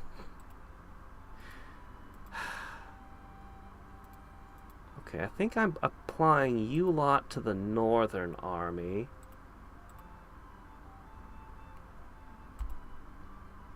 Okay.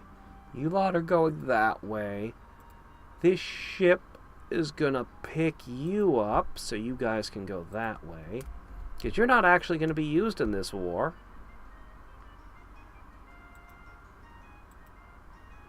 Oh, yeah. Okay.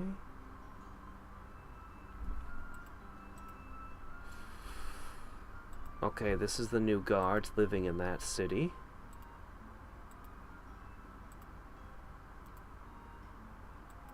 You've probably made all the moo cows that we'll need.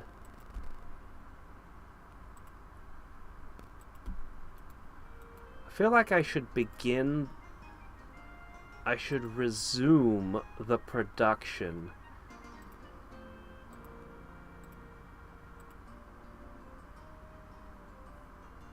You were producing the dragon horses.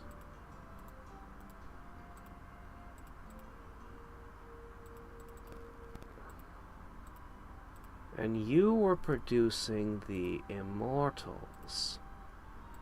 Alright, we're gonna resume producing attack forces now. One city can continue producing... Oh. One city can go back to producing the defensive units.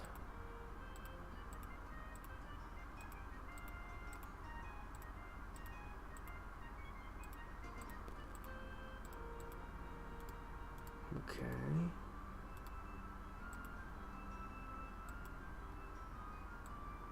Okay.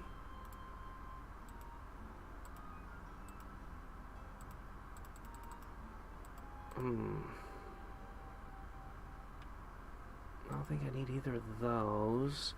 I could produce these for a while. I don't know.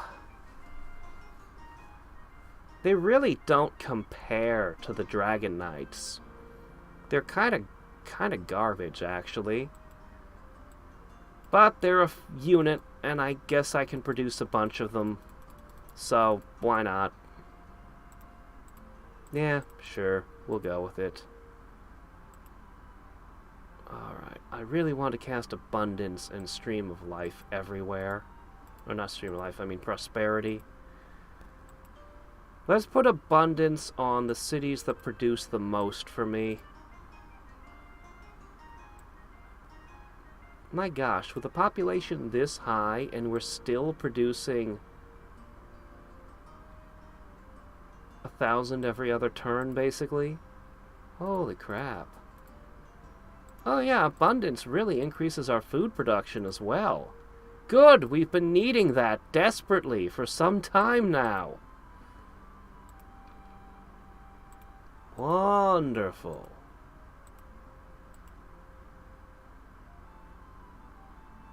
That's right. A robust economy. We'll of course do a second game with this faction. This time I was trying to build the strongest build I could using them. Next time I'll pick the most not them build. I'll probably just go mono death because that's the only school of magic that I don't see any combos with them. Like sorcery, at least focus magic and some other aspects of it would play nice with them very well. But nature, chaos, and life, which is what I'm running now, just absolutely dominate. See, I'll probably go solo death. And pick a few good retorts.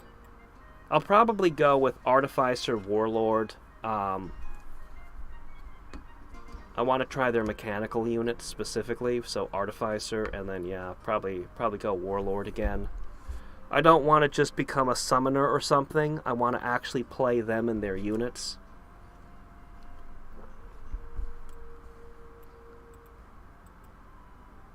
That's another reason I didn't just reach for the hero strats.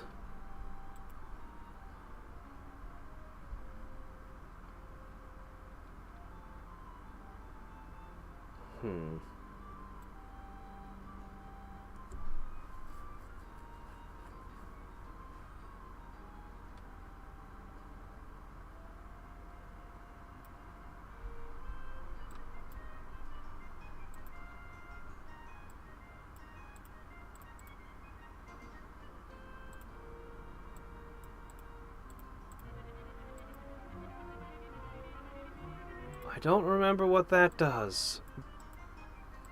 But I think that was an uh-oh.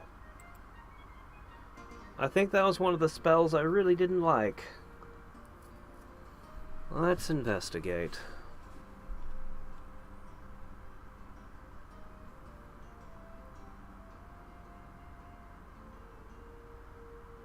Wasn't that the one that cursed random units that you produced, forcing you to look at every single unit you produced to see if it's cursed or not? That might have been the one that it just wastes your time. Or I might be thinking of a different spell. Oh my gosh. I mean, theoretically, it only makes the game easier for me, because my enemies will have cursed units mixed in their ranks and I won't. But I hate it. If it's the spell I think it is. I'm not sure. Unfortunately, this is going to be our last turn. Alas.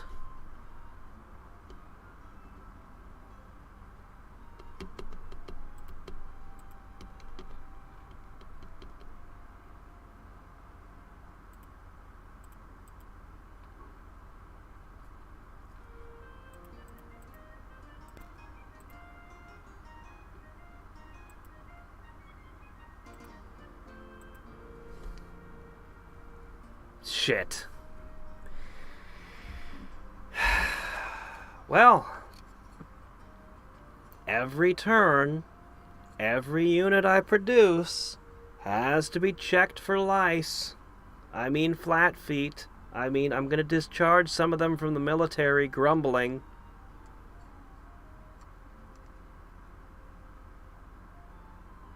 Oh, wait, what? Did he change it? Did he change it then? It used to be a permanent debuff on the... I'll ask him. I'll message him on Discord.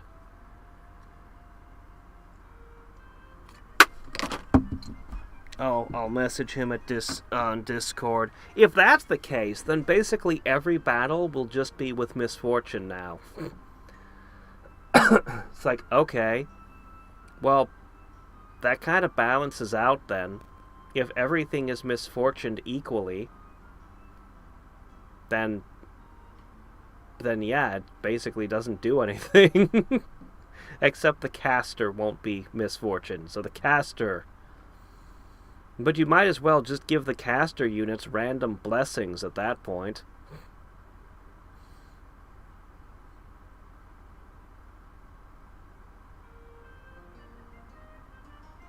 Yeah, we'll read the description, and if there's any confusion, I'll just ask. Abundance really fixed my food problem with only one casting. I need to cast it about 1 million more times, along with prosperity.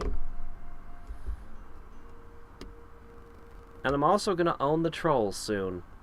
What will the trolls contribute? Well, not research and not power.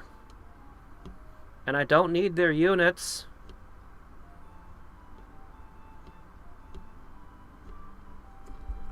They'll contribute taxes.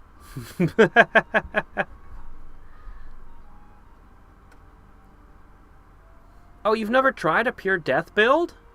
Oh, ever since Cerevi redid the game, death has been the complete package. Of course, Warlords is going to make it even more, like, give it even more options and things, but even just in vanilla, pure death is pretty good. Yep, there's the alarm. I knew it was coming.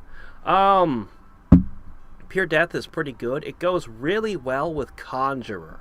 I think Death Conjurer is fantastic, but I'm going to try Death and not Conjurer, so, you know, with Artificer.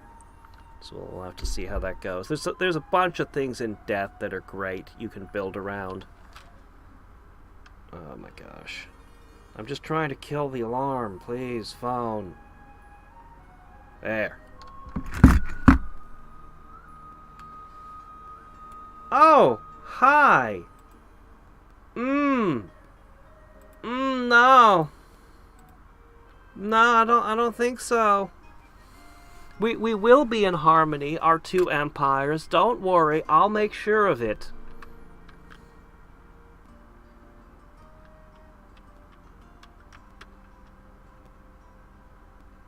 Oh, only when fighting against the caster. Oh, okay. Wow. Oh, that was a very cool spell. Hurricane is like the antithesis of how I play. Everything I have is either flying or shooting. Hurricane is like the worst spell for me. But you never know. I might find a use for it.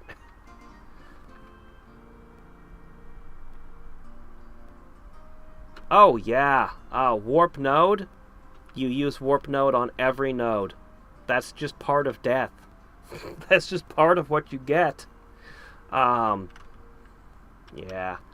I was really happy to get a hero team that used death spells, like Black Sleep and Possession and the like, while having equipment that gave them, I think I got it as high as... Did I manage to get to -7 spell save? And then you throw a Black Prayer? You're talking -9 to the enemy's resistance against your spells. Like, holy crap, do death heroes just become terrifying if you can pull that off. But it's hard. Death is not very good at keeping heroes alive. Ego helps now. Ego does definitely help. To a certain extent. Alright. We're going to look at the charts. Or we're going to make our final move, look at the charts, and unfortunately, I'm like just about poised to attack. But this is where it ends. So the next time, we'll literally just begin by attacking. Which will be great. But I had wanted to get this war started today. Alright. Your max population is raised, as well as your food production. 2 more towers are now in play. I'll go ahead and give this to you. Yes, even though you are beastmen, you are still beloved by our empire. Abundance and prosperity for all. Eventually.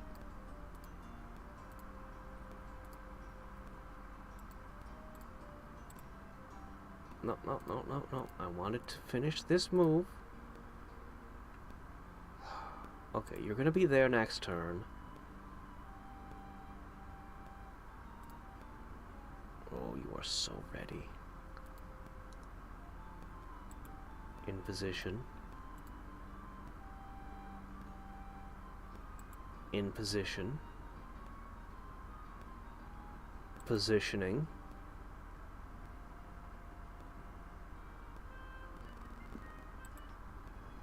Oh, right. No, don't go in there. In position.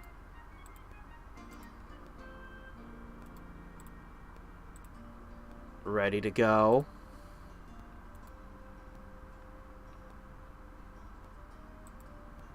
Okay.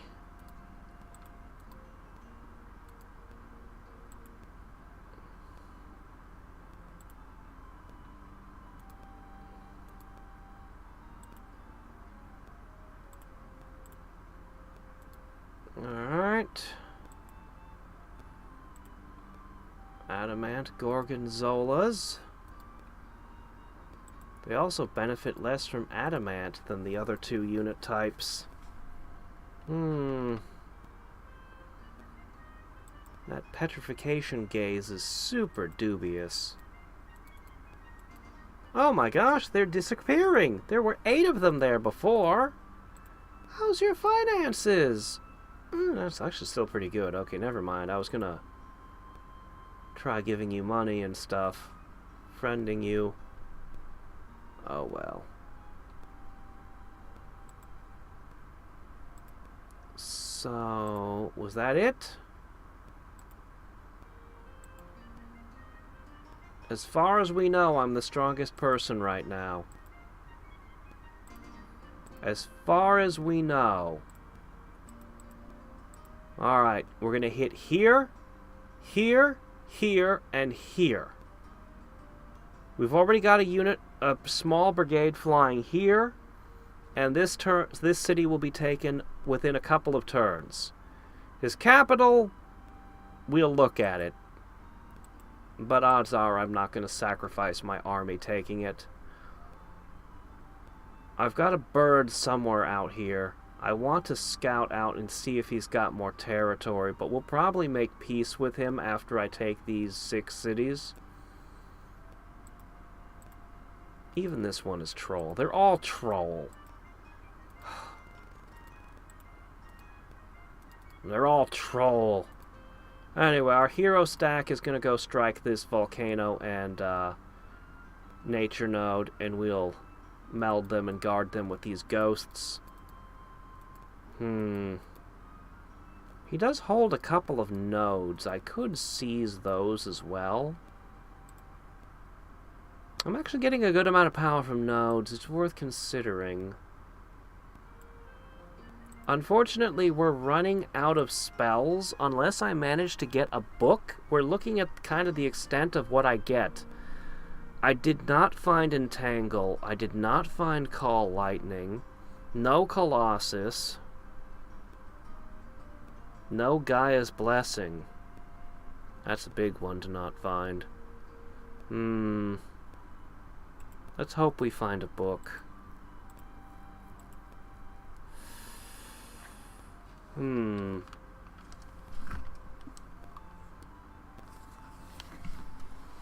Make a few more ghosts? I could have a few more ghosts, but I'm going to conquer this city and I'll probably use that to decide what I'm going to do. We'll have to see. I don't know where my bird went. I know I sent my birds somewhere. Bird? Ba-ba-ba, bird, bird, bird. Bird is the word. Okay, it's coming here. Okay, anyway, next time I'll be scouting with it. Ooh, wagon ships. Anyway. Planes will probably be opening up soon.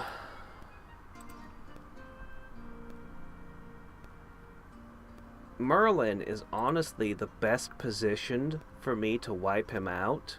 I'm basically going to be surrounding him after this. But... no, sorry, that's not Merlin. That's... oh, no! He's Best Bud! Merlin is also good friend, but he's Best Bud. No, no, no, no, no. Definitely not. No, we'd never do anything to him. Here's random money for no reason. Just because I'm your friend. No, no, no, no, no, no. So after red... politically, it should be purple. So Merlin's a friend. Raven's a best friend. There's nothing out here. So yeah, I think I have to go north into purple. No, you're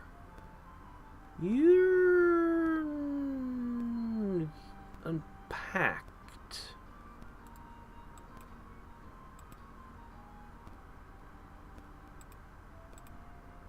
He's also a potential conquest.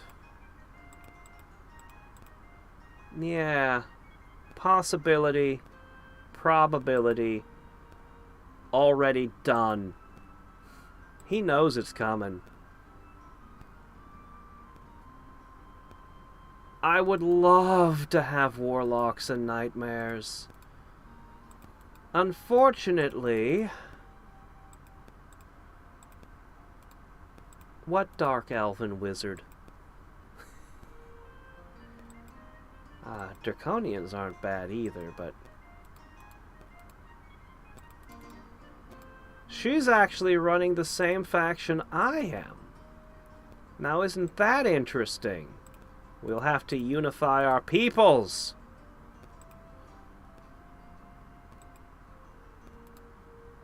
Dwarves.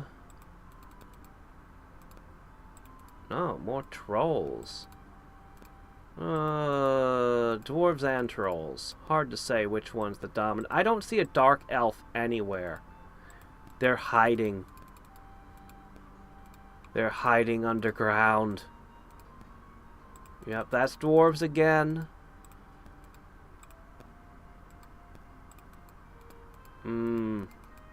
We don't know of a single dark elf in the entire world.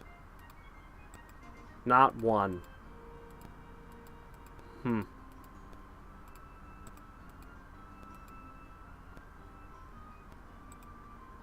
Anyway, Best Buddy is going to fall further and further behind because peace trolls?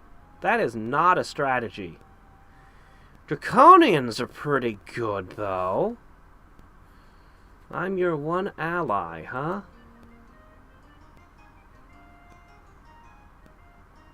Draconians are pretty good.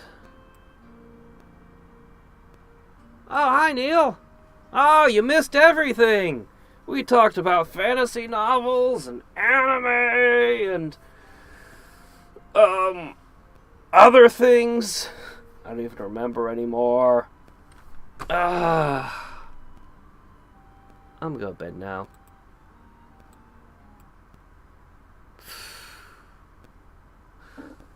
Until next time and every time, this is Hadriex signing off.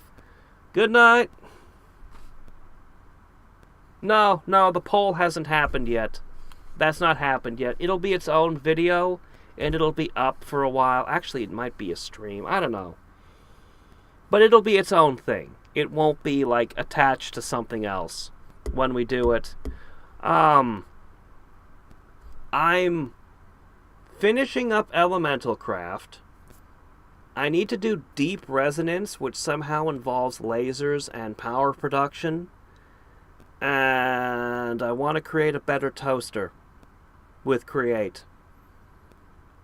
So, not a whole lot left of stuff in Minecraft. So the poll will probably happen sometime soonish. Maybe this weekend. Maybe not. I'm not sure.